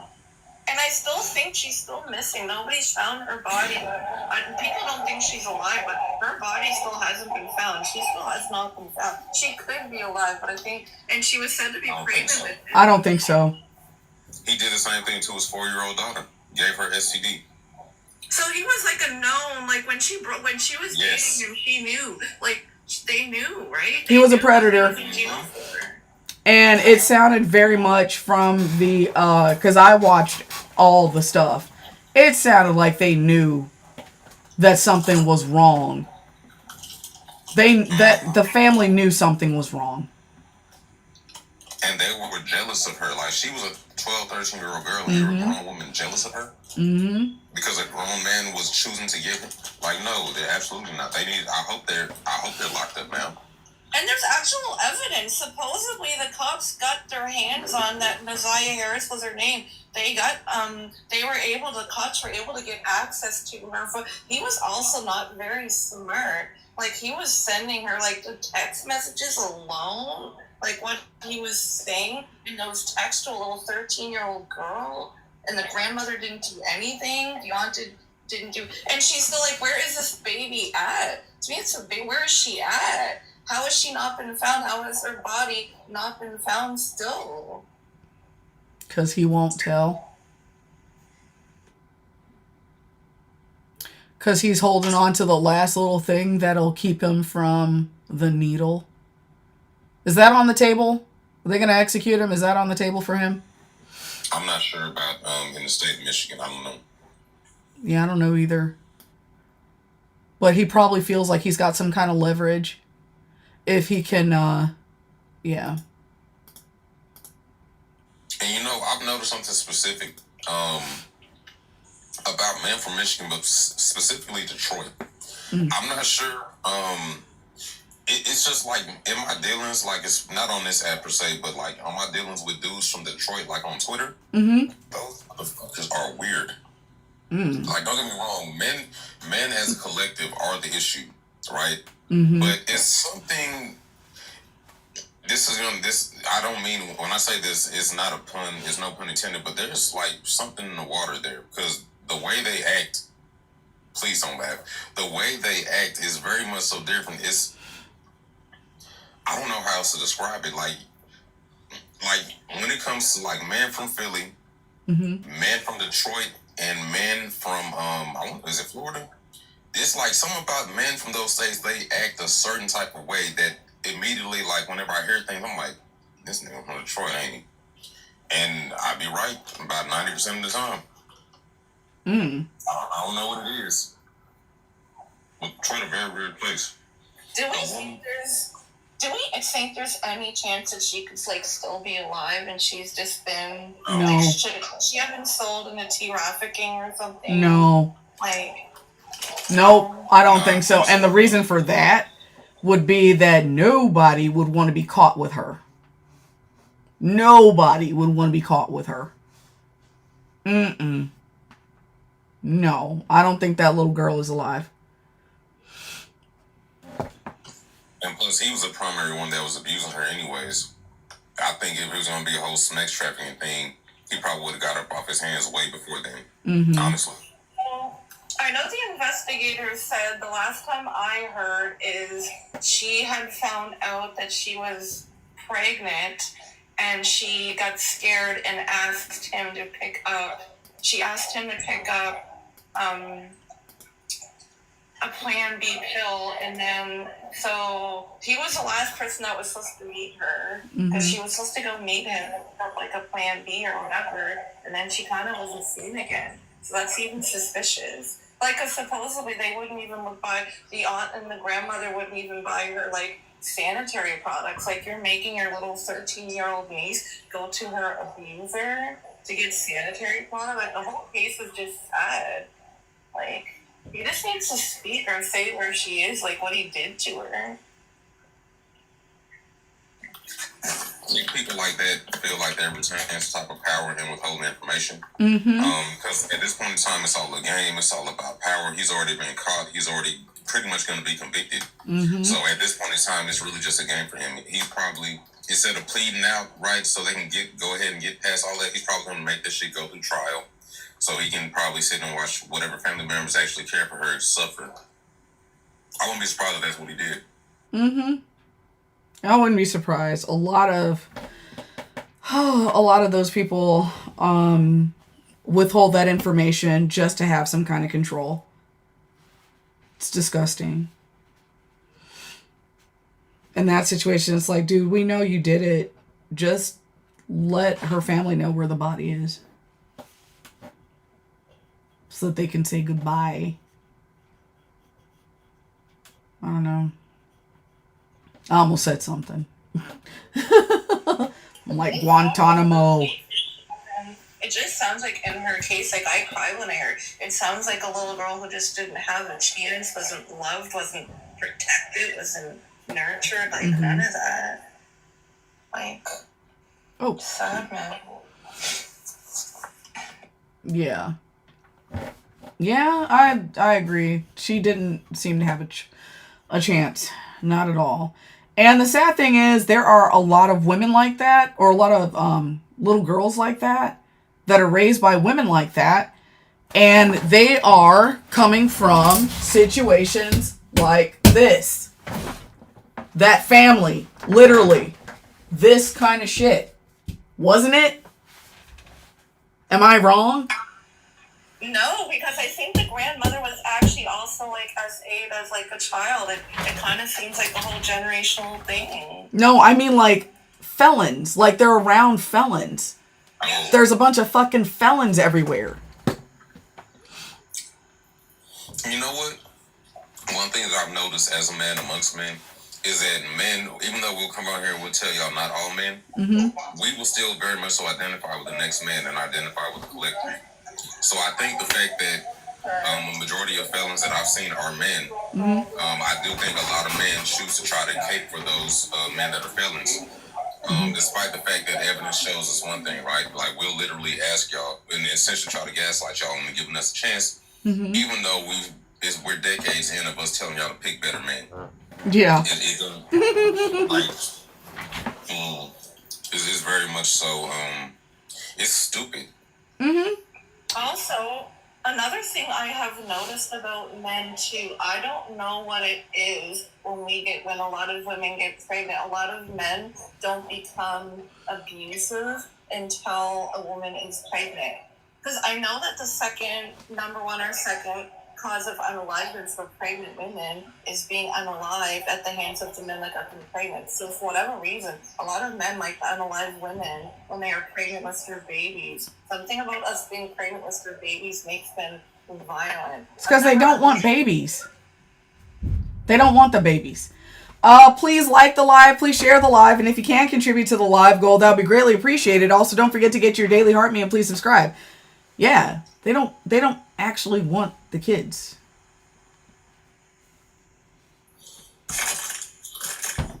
Like at all. A lot of what we do is simply predicated upon control. A lot of times whenever we talk about like reproductive coercion or reproductive coercion, it always gets framed from the perspective of a woman trying to trap a man, and I think it's because we pedestalize celebrities. However, you go back about a good 50, 60 years, I guarantee you that it's at least a few of our aunts and uncles that were born as a result of reproductive coercion, where a man intentionally impregnated a woman, essentially against her will. And then living in a world, in a society, in a time period where things that are emphasized, such as like the sanctity of life or all life being sacred, and known as it is, especially like in the black community anyways, things like trying to get rid of a baby or something like that, it was looked down upon. They absolutely have an environment where a lot of people were essentially forced to be born. Yeah. And it's funny because they want to say it like, yeah, women are baby trapping men, but it's more the other way around. There's even whole sayings about it. Keeping her barefoot and pregnant. Where the fuck did that saying come from? Sounds like men. Sounds like men. Sounds like men to me. I don't know. Y'all heard that saying. Am I the only one that's heard it? Tell me in the chat. Have y'all heard that before? Keeping a woman barefoot and pregnant? We didn't come up with that shit. Men did. 'Cause they're weird. They know that a woman is less likely to leave them. Hell, I heard of an airman back when I was in the Air Force. This guy worked there before I got there, so I never met him. But there was the guy that used to work in the lab that I worked at, and he used to take his wife's shoes. He would make jokes saying, well, he takes all his wife's shoes with him when he goes to work. And he would just say these things. And one day he was like, oh, you think I'm fucking playing? And he's like, come on, I'll show you. And they go to the parking lot, and sure enough, in the bed of his truck, he's got like a fuck ton of his wife's shoes just thrown in the back. He takes his wife's shoes so she can't go anywhere.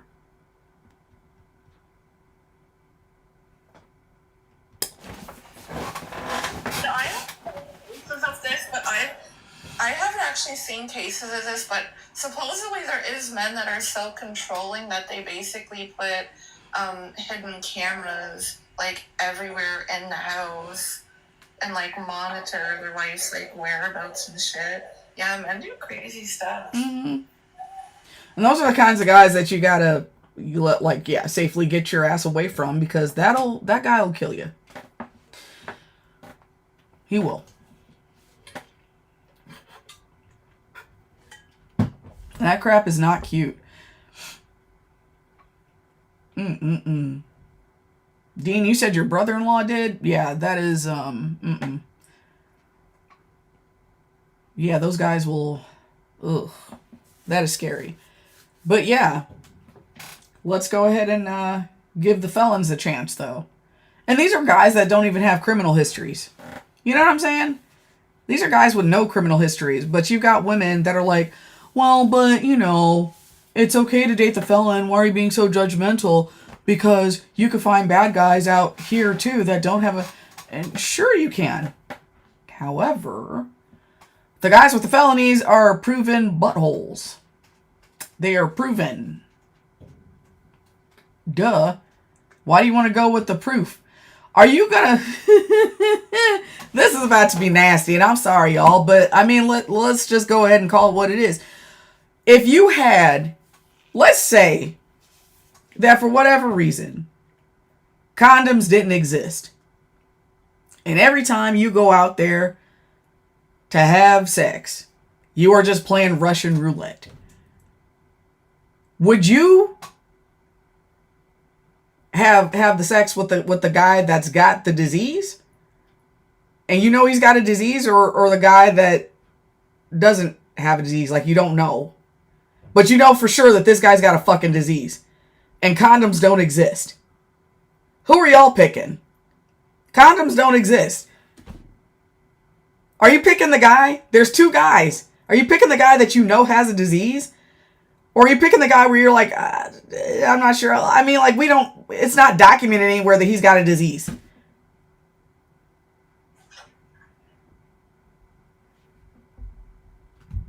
I'm just saying.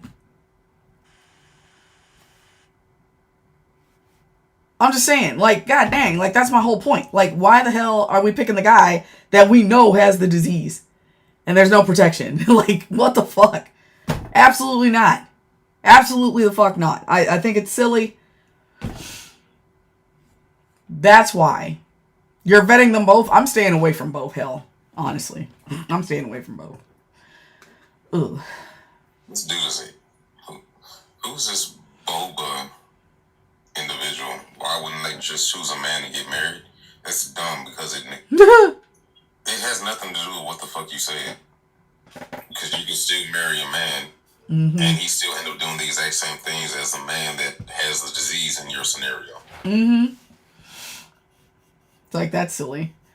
Because what that jackass is saying, okay, so yeah, but then you marry the guy, and guess what? This guy also has a fucking disease. Like, like, what the fuck? Yeah. Like, just stop. There's no... Damned if you do. Yeah, damned if you do, damned if you don't. But I'm definitely not going for the guy that I know for sure has hepatitis C. I'm just not doing it. Not doing it. You know, your example works for choosing better, too. Because, yeah, that one is better. That doesn't mean he's good. Exactly. Exactly. Mm-hmm.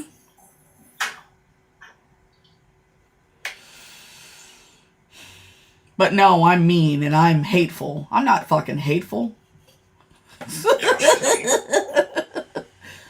I'm just. Can I actually say that this is the first live that I've been up on a panel, and I love it here. I think you're just very direct, and you're very, like, assertive. You're not hateful. Like, I don't find you rude. I actually find you very well-spoken and actually a pleasure to talk to, so just F them people. You're just assertive. Well-spoken?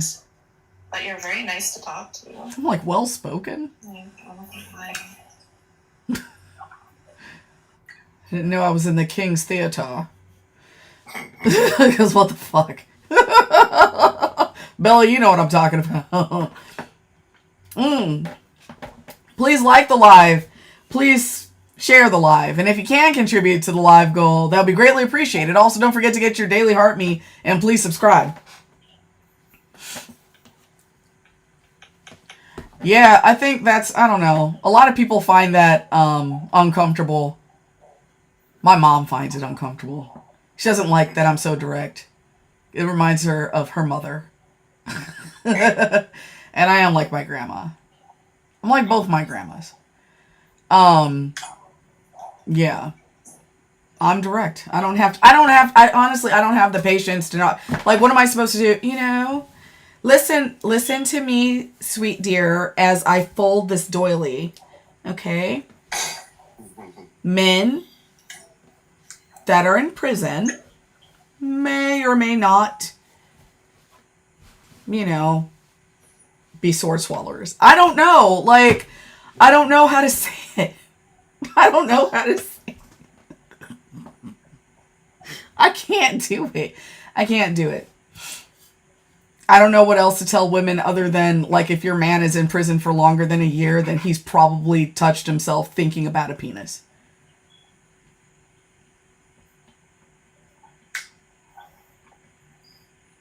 I don't know what else to tell you, ladies. I don't know. And I'm sorry. I'm sorry. Shen, you know what I'm talking about. Like, come on. You know what I'm talking, you know. Like, there's no freaking way that you've been there for a year and you haven't that. Oh, man. You're telling me that you didn't, you know, you're watching that soap run down the crack of a man's ass and thought to yourself it would be nice to be that soap? I'm saying, ladies, like, a lot of this stuff, like, when you've got your serial jackers, those are seriously, like, dudes in relationships with women. They have wives and girlfriends. They have baby mamas and everybody that, like, puts money on their books. This is the stuff that you guys don't know. Because the officers aren't allowed to freaking pick up the phone and be like, you know, oh my God. Oh, shit. Lisa, you will not believe what Terrence is in here doing. He pulled it out again. We can't do that. We can't call y'all and tell you. At least not anymore. Yeah. At least not anymore. Because I would do it. Oh my God. I would do it. Oh my God, I would be snitching so freaking hard. You know, I wish I had a burner. I should have had a burner phone. Nah, because they would have found out it was me. I would have had a burner phone and been texting these women. Your man is in here right now. Your man just got caught in between the sheets with the dude in the other housing unit. They snuck over, they switched places, and he was in there. Like, I would be telling if I wasn't going to get caught. Or you're just getting a tattoo. Yeah, freaking tattoo. So disgusting in there. I ain't hear no buzz. I heard claps. What y'all had going on in here? And then they're gonna be like, no, we were tattooing like the old way that they do in like Hawaii back in the day. We were this. You heard this.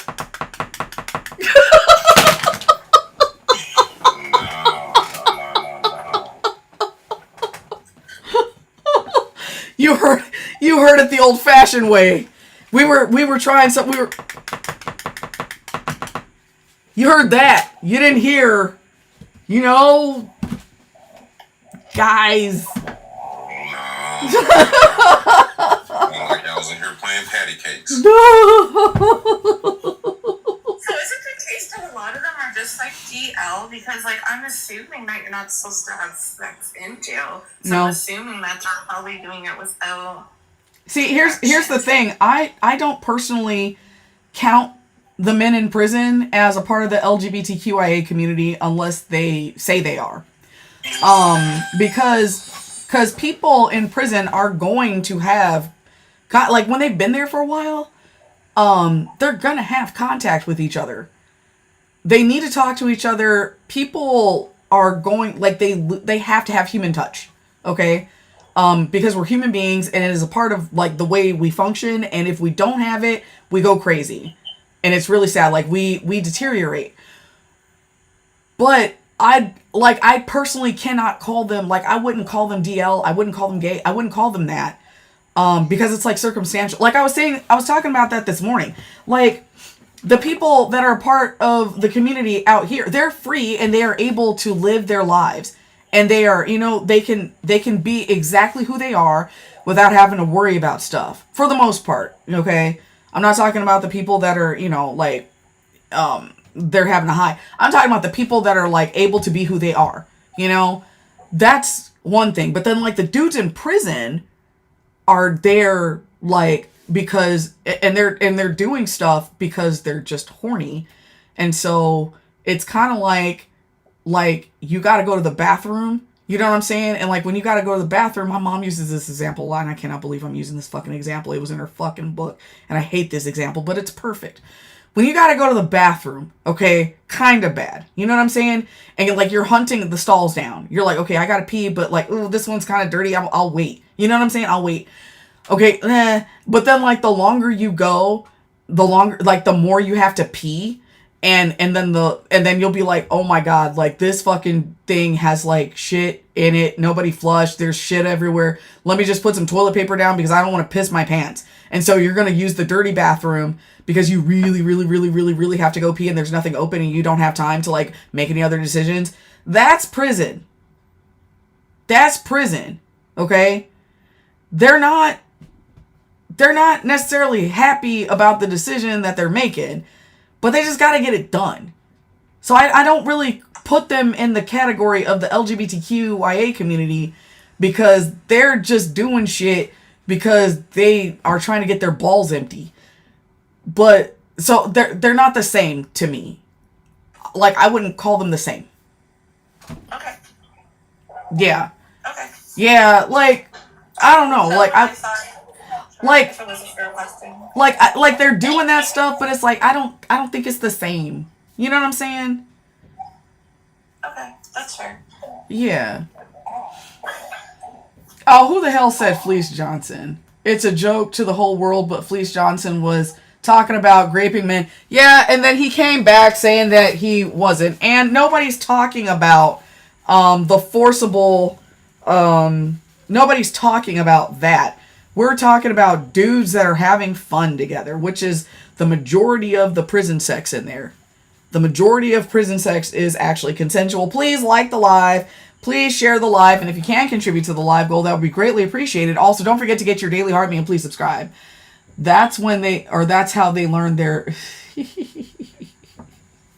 What? That's how they learn they're not gay. No, I'm going to tell you this right now.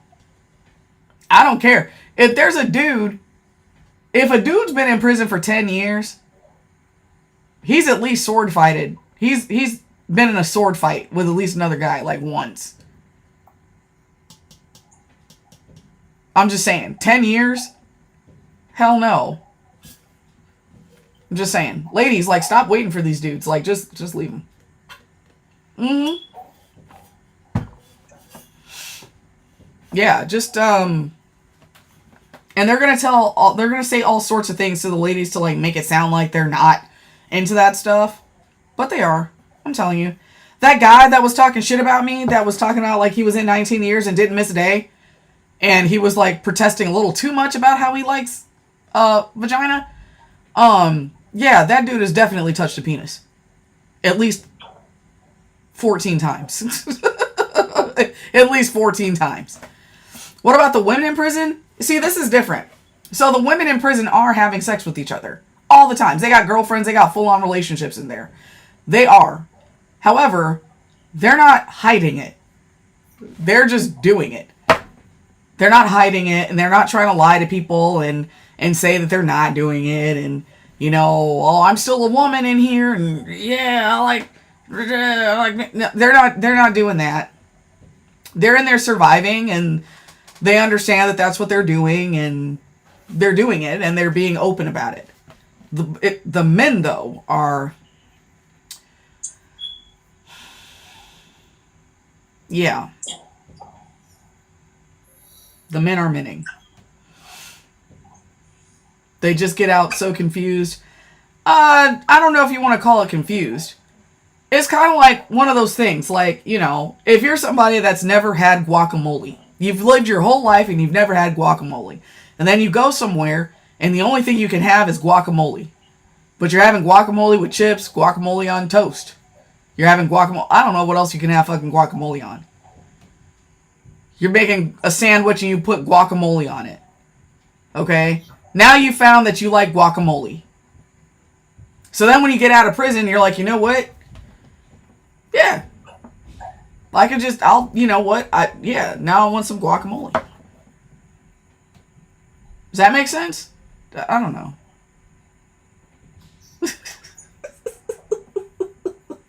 And also, I think it's a little bit different for women too. I don't think it's really used as like a tool for subjugation for women. For men, there's definitely a subjugating factor too. There's like the consenting part, right? Mm-hmm. But there is a definitely a subjugation part. You do that to bitch somebody. Yes. You do that to assert your dominance over this person or to own them as your property. And then you can then use that as a currency to like gain things from other people. But once you bitch a dude, that is your bitch until he's not. Thank you. Thank you for pointing that out. Yes, completely different dynamic. Oh, yes. Very different dynamic. And your man isn't going to tell you that he was someone's bitch. Ever. But you will deal with the repercussions of bringing a bitch home. Is Wayne Brady gonna have to slap? No, because I feel like those guys are definitely going to be abusive. Yeah, they gotta make up for the masculinity they feel like they lost. Mm-hmm. Yeah. Yeah. But you need to go get it back from that nigga. Don't go get it back. Go, like Mama used to say back in the day, go back outside and don't come home till you do that. Y'all, yeah. I really do feel like, and seriously, actually, you know what? Let me get into my outline about who's victim prone. Because I'm gonna tell you, you ladies, not all your dudes can fight. They all can't fight. And they're not all the king of the block. They're not all the king of the pod. Hi, Dennis. Yeah, hello. Hi, what's going on? Yeah, I'm fine, thank you. Mm-hmm. What you got? Yeah, I came because of a prompt. You said felons can't do shit for women. Exactly. That's not true, eh? What do you mean? My friends are felon and my friend are now in the military. My friend has saved a lot of people that were kidnapped by insurgency in Nigeria. I'm sorry, hold on a second. Where are you from? I'm from Nigeria, Africa. Dude, this is the United States. We're talking about. That doesn't matter. You are talking about Donald Trump. You must respect Donald Trump, okay? I almost. I almost said something. You must respect Donald Trump. Ooh. How about you? You go.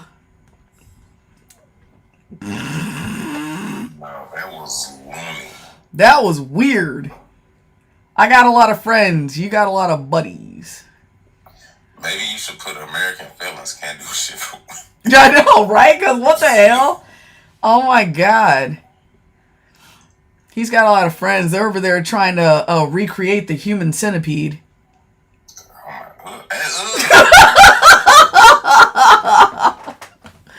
Without their mouths.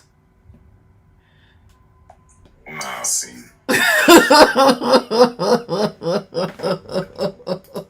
Oh my god. Oh my god, Momo. My father sent me a text message today.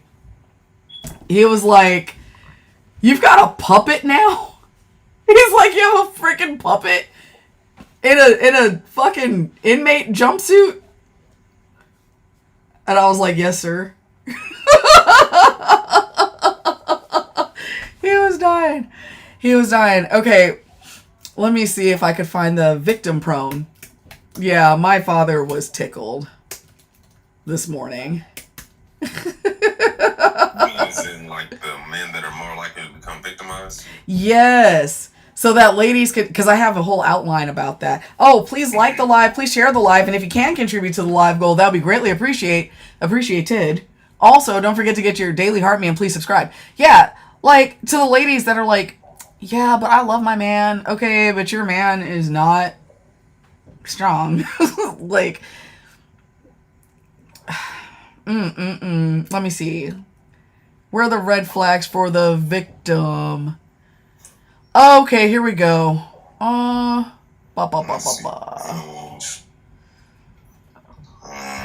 Victim classifications. Okay, so these guys are small.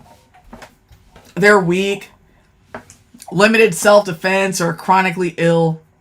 They avoid fights with men. And they're easily coerced or manipulated. They've got emotional baggage, dependency, and bullshit like that. Younger offenders too. Yeah, younger offender. Yes.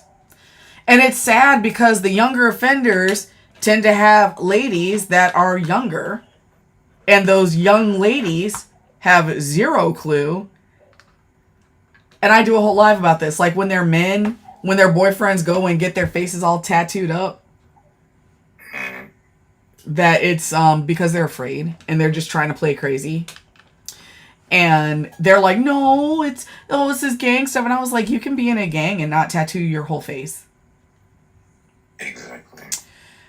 I'm like, they don't know. It's like, no, what you don't know is that your boyfriend just saw like a fight and he was scared.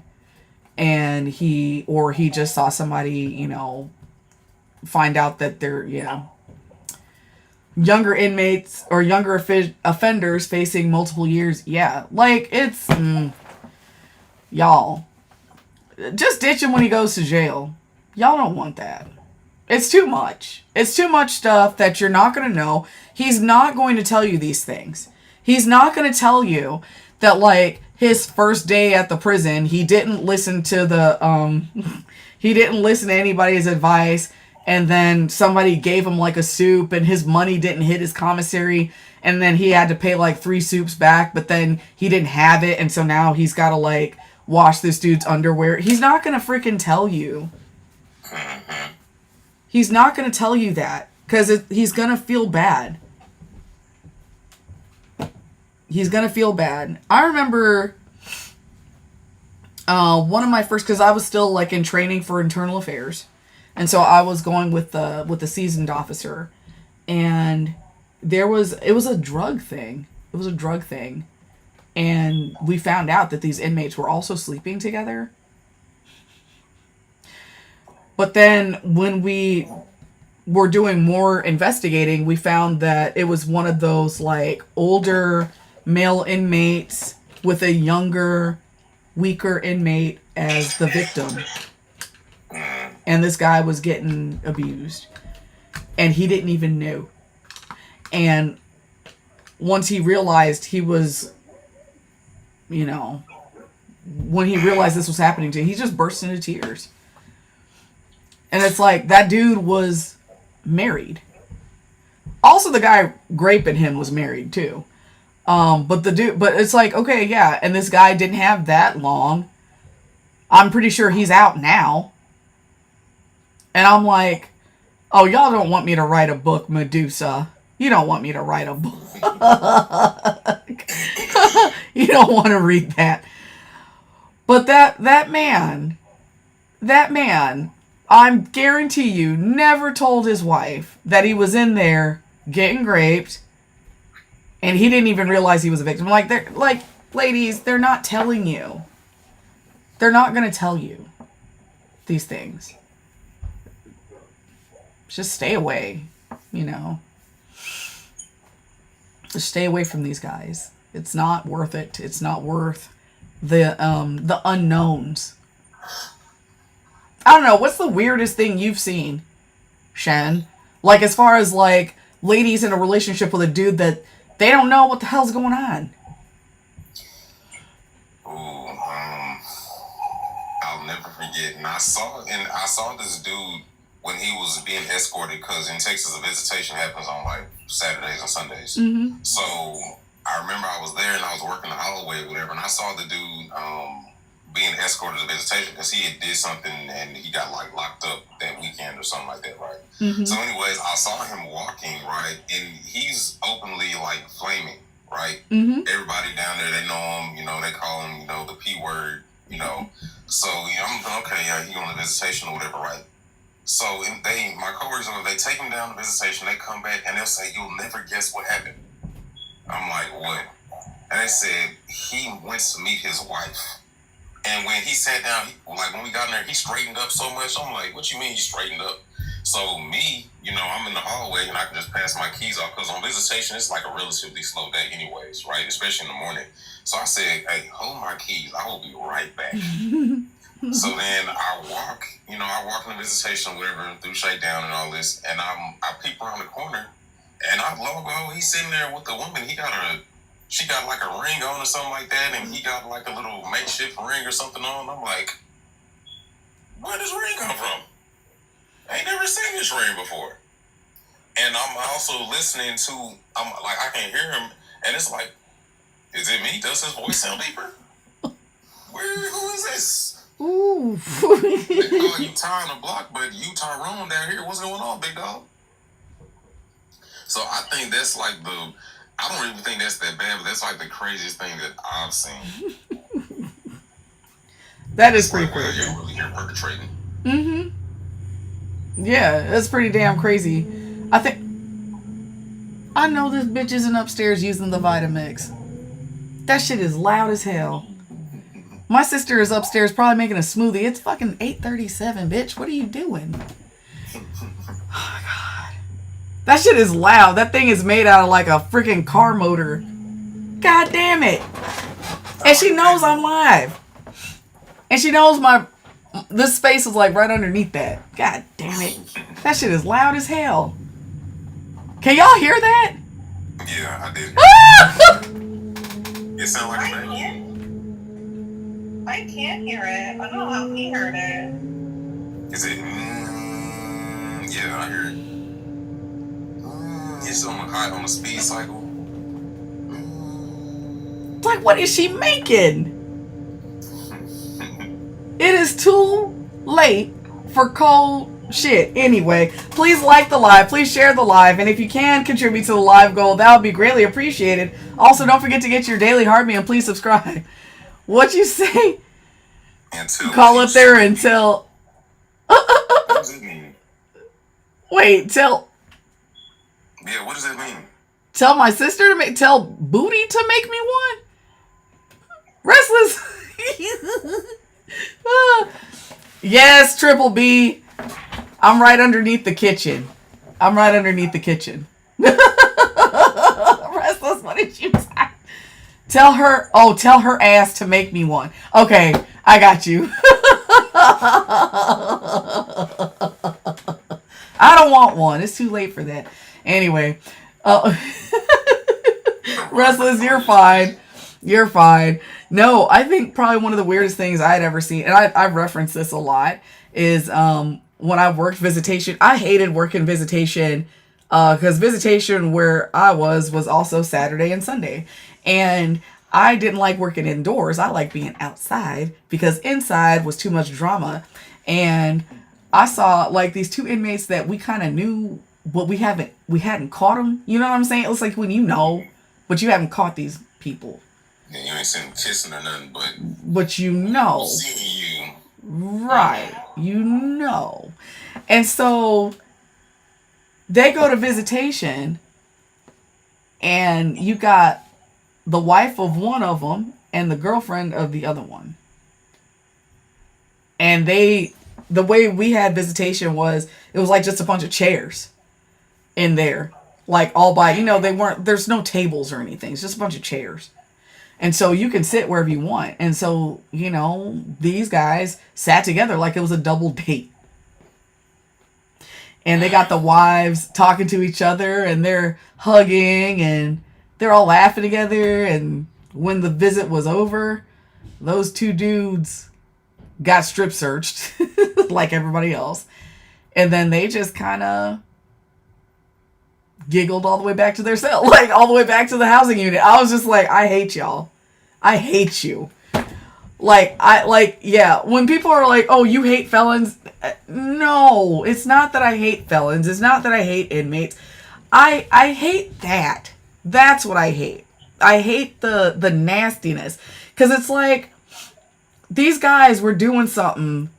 They knew what they were doing. They were, they were doing something on purpose to, like, it was like they were trying to humiliate these women. You know what I'm saying? They're humiliating these women. Like, they've got this secret, and they've put them together. And then they're going to sit there and kick their feet, and laugh about what they've done. Like, oh, yeah, we really, ugh. Like, that's what I don't like. That's what I hate.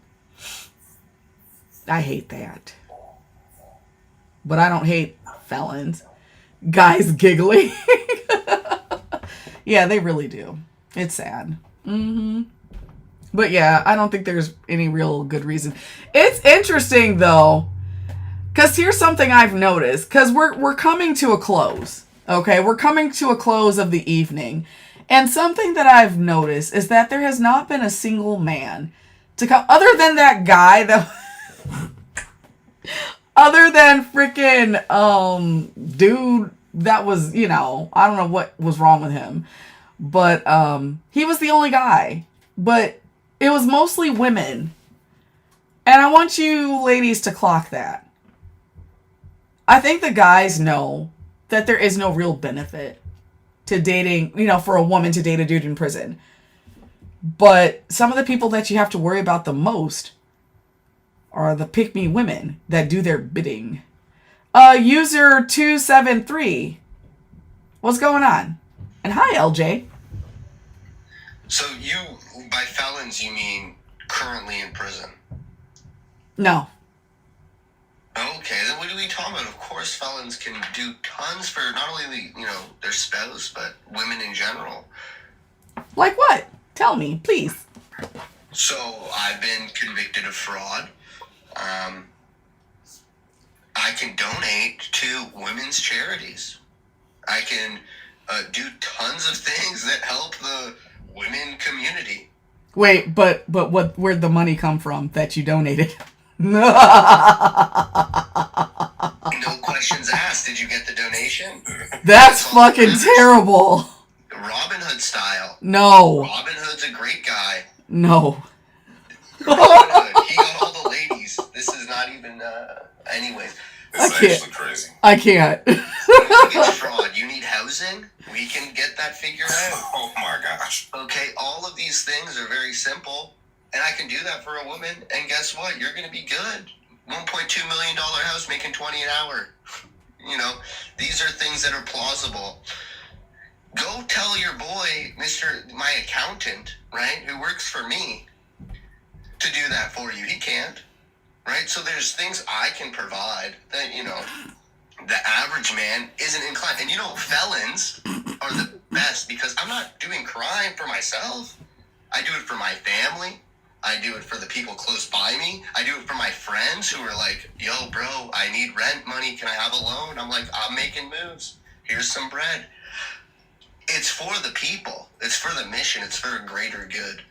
And I think if we, take the crime and the person, we separate that and just say, I eat, you eat. People have to eat at the end of the day. And if you can have ramen or filet mignon, which one do you want? Anyways, that's my... Did you actually pronounce the filet properly? Filet mignon? You jackass. I can't deal with you. I don't even know who you are. I can't do it. This was actually pretty funny. Yes, it was. Thank you so much. Yeah, no problem. But I'm serious, guys. I mean, if you're a young lady out there, you want to fix people, there's people that need to be fixed. If that's your thing, go for a felon. Listen to the propaganda. Do not listen to the propaganda. No. Oh my God.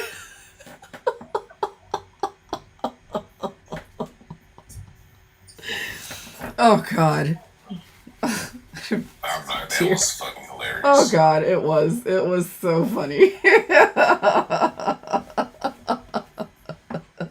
Don't ask where it came from. Oh my God. Please like the live. Please share the live. And if you can contribute to the live goal, that would be greatly appreciated. Also, don't forget to get your daily heart me and please subscribe. Oh goodness. Oh goodness. That was actually adorable. Is there anybody else that has anything? Because I'm closing up shop at 9. I want to make double sure that I'm on time to tuck my son in, even though he doesn't need me to tuck him in. I just being a mom is cute sometimes, and I want to go pretend to fart in his room. That's really what I want to do. Just go pretend to fart in his room and remind him to put on his thunderstorm sounds. And I terrorize my son. That's what I do. And I try to make sure that a few nights I get out of here on time. He needs to lock me out. Oh God, he hates it. Oh geez. Your son is 18? Yeah, like I love terrorizing my children. As a dad, I didn't just pretend in my son's room.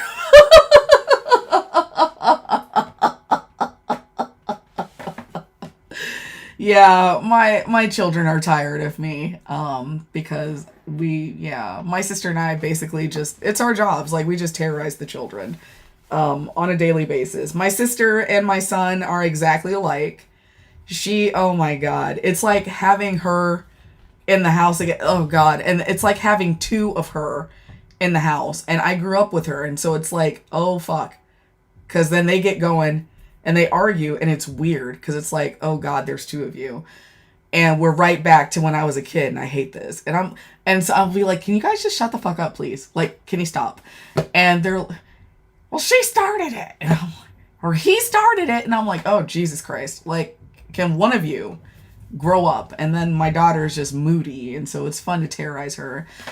Oh, you are Experiences. Did you want to come up for a little bit? We've got another CO up here. Yeah. And so, I mean, he had a good night. His tummy's all full of pizza, and I say, yeah, come on up. You want to come up real quick? Because I'm about to go. I'm leaving exactly at 9 o'clock.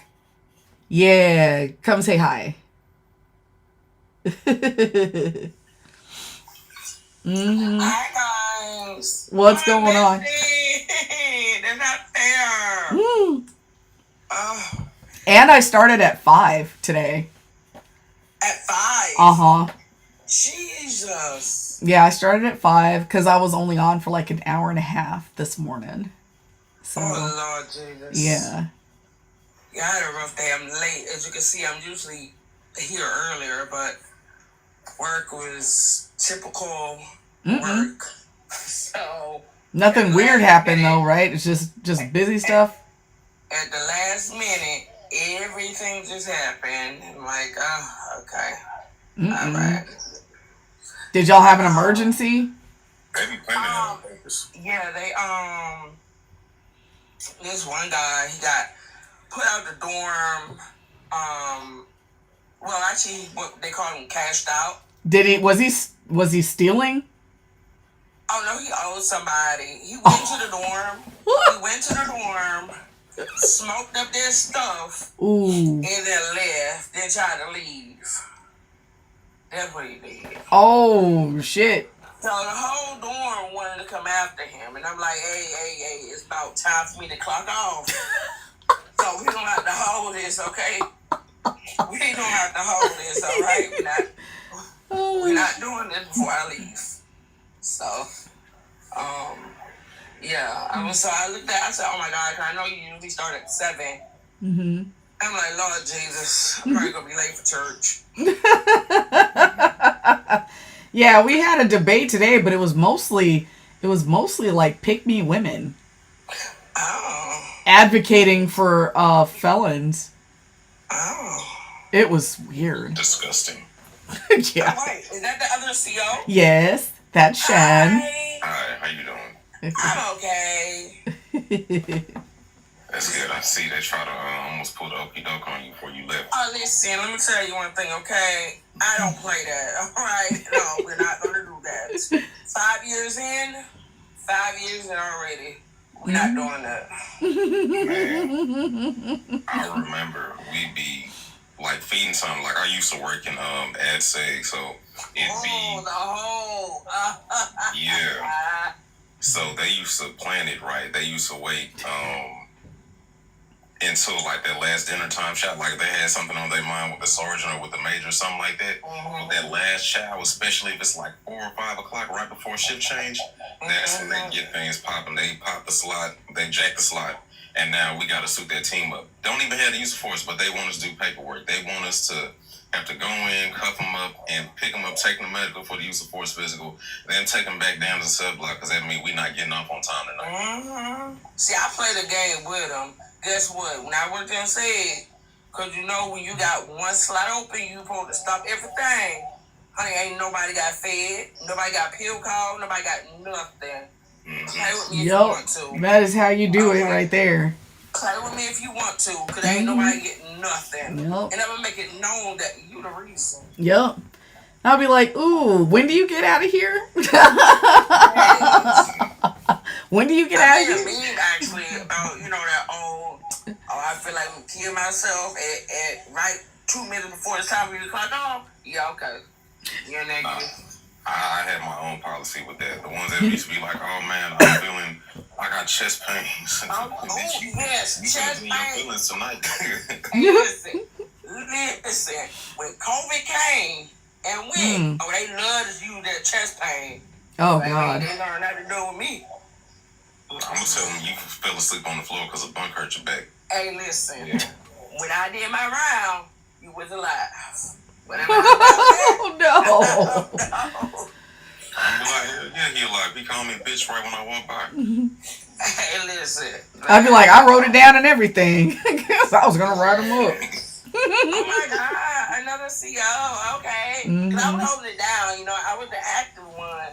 I was learning Lavender is the retired one. And, I ain't retired, but I'm not in that line of work. I'm not in that aspect of security anymore, but I had about 5.5 years in as well. Oh yeah, I'm 5. I'm about almost 6. I tell them, I said, look, I got a 20-year sentence. I'm gonna be around for a minute. I'm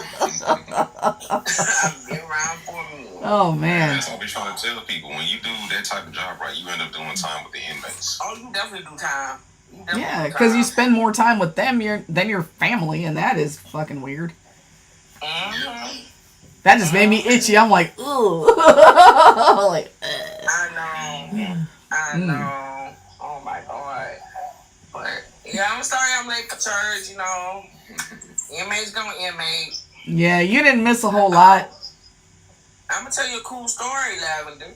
What you got? So we had we was doing commissary, and we had this new commissary person.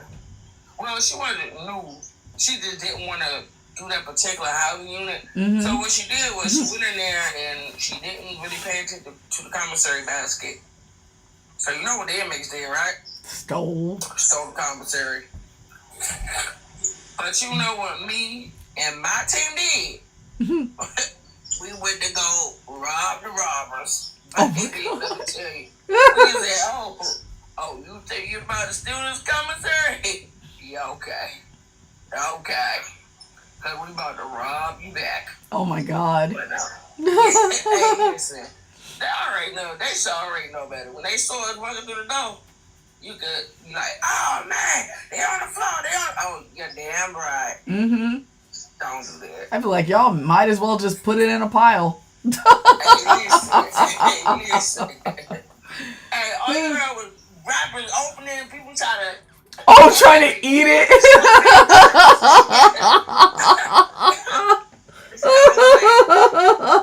Hilarious. Oh my God. I would die. Like a bunch of children. Like a bunch of children. Oh my God. I would love it. Restless, you said honey buns going everywhere. Just a bunch of dudes with a bunch of rings around their mouths. Yeah. Mm-mm-mm. Where's Badoozy? Lil Bussy? Yeah. Oh, he's in a bag. But he might be getting out soon, actually. He ain't SAG. He ain't SAG right now. No, he's not in SAG. I mean, he might be going parole. He might be going on parole. Real soon. Yeah. That's what I heard. Damn. Yeah. I guess the interview that he did, the interview he did was, I guess, like it got him some good time, I guess. Like they thought he, I guess that was the payment. That was so funny. I opened up the live and I seen it. I'm like, okay. I see you, girl. I see you, girl. Yeah, my father texted me this morning. He was like, "Did I just see?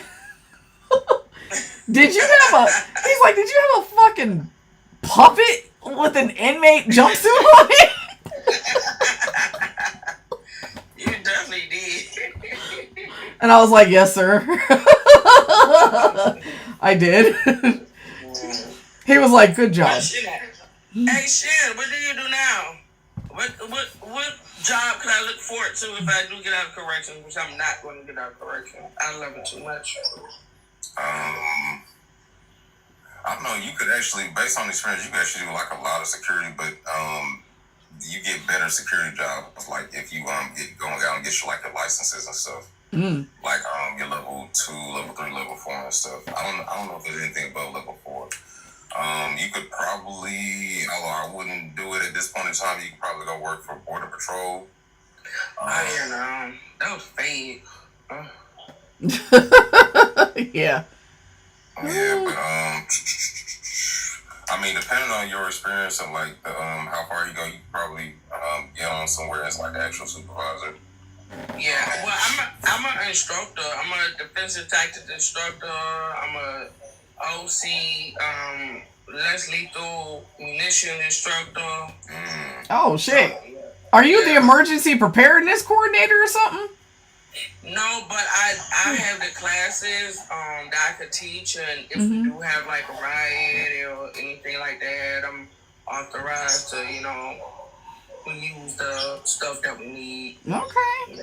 Like dropping CS from the sky. Hell yeah. I'm sorry. Fuck CS gas. That shit sucks. I can't.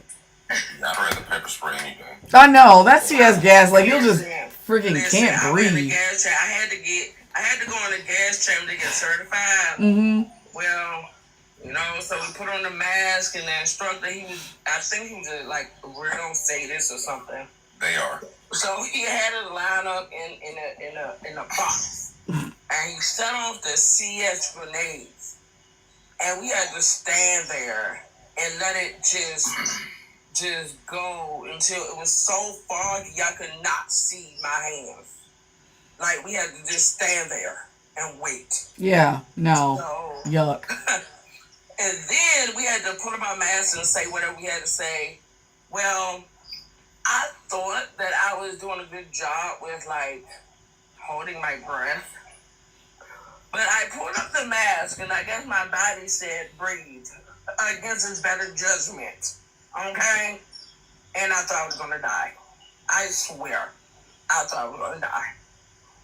And I went to run, and then Stuck was like, don't run. Fight or flight. I'm like, walk, I am dying, bro. That's one of the reasons, like, because I noticed, like, when they first started having us, like, suit up and stuff, if you're not conditioned and you're not mentally wearing those cells, you will lose your shit completely. Yes. Because you got an inmate trying to swing at you. Ooh. You got trying to breathe and get through all that pepper spray. Mm-hmm. That's why I started wearing, I don't know if you can tell in my profile picture, but I have a mask on right there that I wear because it helped I started wearing it because it helped, like, get conditioned to, like, trying to breathe and fight with the actual gas mask on. With that mask, yes, because that mask be, like, sealed to your face and you trying to fight. It's just like a whole bunch of just arms going, and unless you really have a good team to know, you know, because everybody got a position of the body. You know, you take the upper right, upper left, bottom, you know. It's just, and when you go in that cell, it just get it done. Body just falling. Yeah. Just going. I was the camera person. Blurry. I worked the Blurry. camera. Don't tell me you were on the camera, Blurry. You didn't, Blurry. That's an important job. I wore a mask. It is an important job. See, I like to get in the fight. Somebody told me on the trying to do camera, that. they were like, that was crazy. Nah. Oh, camera. Nah, I'm only fighting dudes when we don't have a team. I remember the first time I got a chance to, like, run the use of force because I ended up promoting. So the first time I got to run the use of force, I was kind of excited. I was like, this is Sergeant such and such at such and such cell block. We're utilizing the 4-cell move team because an offender has refused to change housing assignments. Authorization has been given by Major such and such. Offender such and such submit to a strip search and the application of hand restraints. Fuck you, I ain't doing that shit. One order has been issued and the offender has refused. Yes. Will be given, and if the offender does not comply with the order, chemical agents will be utilized. Offender such and such submit to strip search and hand restraints. Fuck you, suit that team up and run that shit. At this point in time, the offender has refused to orders and chemical agents will now be utilized. Man. Hey, let me tell you, that is one of the most awesome sounds ever. Like, all you hear is I just love to hear the. I don't know. Is that with the, and then you close the flap. I don't know, that is my favorite combination. Man, listen. It's the, and then the trap close. That shit's funny because you know. Or you hear the they call them big shit, right? And then you spray them, and all you hear. I loved it. The first time we ever used CS gas on somebody, okay, and I'm about to get my hands dirty. All we saw, we couldn't see shit because it's just, and then all of a sudden we just saw the hands just.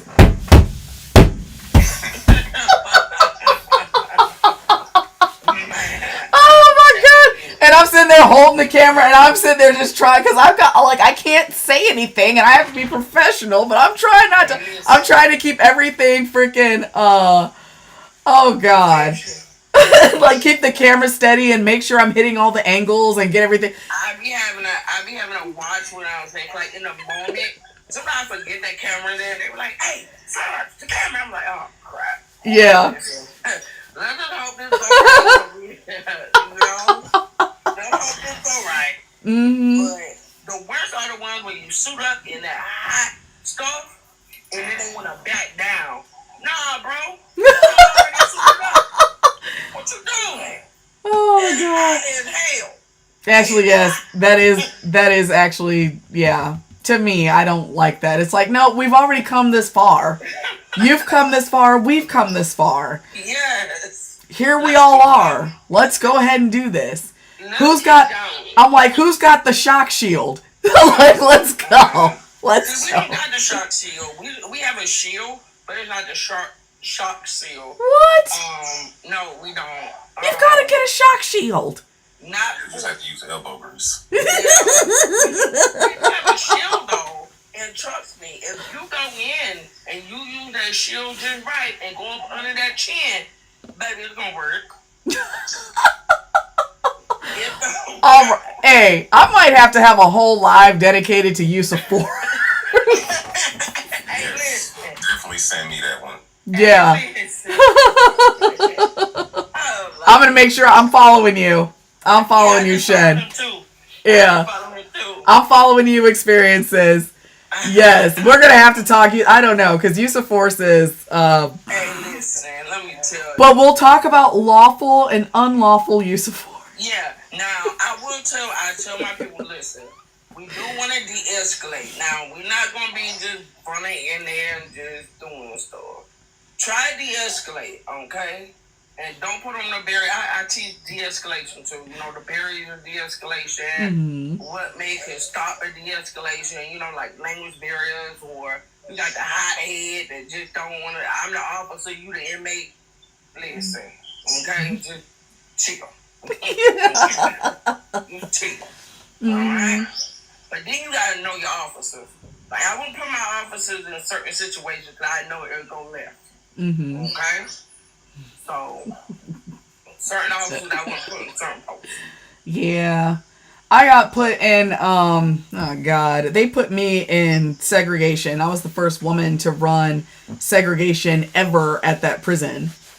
Back when I was in the fusion center and shit, they tried to give me another job and not pay me. But, they put me in there because I was smart and I wasn't like overpopulating segregation. Right. And I was also keeping things down. So I had to de-escalate. And actually, the other officers were getting mad at me because they really wanted to go whoop somebody's ass. And my warden was like, hey, Medusa, thank you so much for those high bears. My warden's like, hey, Lavender, can you try to get control of that before it gets crazy? And these guys are like, you can see the twinkle in their eye, like they're ready. They're like, yeah. Yeah, you guys. He's about to act up. Just chill. Unfortunately, I'm the one that my board knows that would probably end up just not fighting, but I'm not quick to use a force, but you know that I ain't gonna back down. Like, they ain't gonna talk to me crazy. They know, hey, I can walk through the hallways with no spray, no handcuffs, and one time no radio. Oh God! The hallway and tell you dude to back up, and they will back up. But it comes with knowing your inmates, having a good rapport, and it's not like that young girl that was here, that 11 months. That dummy. Yeah, that dummy. You guys will rapport with the inmates, but not be friends with the inmates. Like, the inmates know what to expect from you. Yeah. Okay, they know what to expect. They know what type of time I'm on. Okay? All right? So I suggest you move over to the right before I get my level 6 crazy on, okay? All right? Yeah. Well, thank y'all so much. Look, I'm 8 minutes late. I gotta go see my little boy, who's not so little. It's his last year before he's officially a teenager. Yeah. And oh my God, his middle school pictures just came in today, and he's so freaking adorable with his pinchy face. So I gotta go say goodnight to him. I ordered his pictures. I was so happy. But yes. No, it's okay. But yeah, I am gonna do. It'll be a fun night. We'll make it. Well, no, people are gonna be mad because they'll be like, "Why is use of force fun?" Cause it is. Okay. It is fun. I'm sorry. It is. Okay. It's like, I'm sorry. What do you want from me? They do. They really do. Sometimes they're that, hopeful for human contact, that the only human contact they're gonna get is us whooping their ass. Yeah. Can I tell you this one last story? And this is like one of my first use of force I was ever in. Yeah. So we ran a use of force or whatever, right? Moved a dude to a restrictive housing cell. Like, it had the box on the outside. It's not a regular food slot. So anyways, it has plexiglass on the front, and the sergeant is sitting there giving them like the decontamination procedures, strip search decontamination procedures. And after he put his clothes on, for some reason he decided to open his jumper and just like flash himself to the fucking camera and then pull it up and started laughing. I was like, hey, listen. He just started laughing. That's wilding. That's wilding. I'm sorry. That's like the funniest use of force I've ever been in. He just started laughing. And the sergeant couldn't even finish reading the decontamination procedure. She just had to look down and look. Yes. They know what they be doing. But okay. That's terrible. Good night, Lavender. Okay, all sorry. right. No, it's okay. Yeah, I will definitely let y'all know when I'm doing that one, because that'll be interesting. But I have to figure out a way. I found another like CO. It's so excited. And Yeah, it's always fun. Same type of time I'm on, so you know. Mm-hmm. Yeah, it's always fun to find another CO. All right, y'all. Thank you so much for the 204,000 likes. Thank you so much for all the shares and the power shares. Thank you so much for all the gifts. Thank you for everybody that came up to share their, well, not really share their experiences, but, you know, just to talk about these issues, even down to the weirdos. Thank you so much for the weirdos, because you gave women who are not pick-me's a reason to stay away from you and all things in me. I mean, just thank you so much for everyone's input. Thank you to the COs. Y'all be careful. Okay? Y'all be careful. And just have a good night, everyone. Oh, yeah, and thank you so much to my mods. I really do appreciate you, because this was a long night. Long night. And yeah, so thank you for everything you do. And okay, I will be back at 11 a.m. Eastern. Someone, was it Triple B?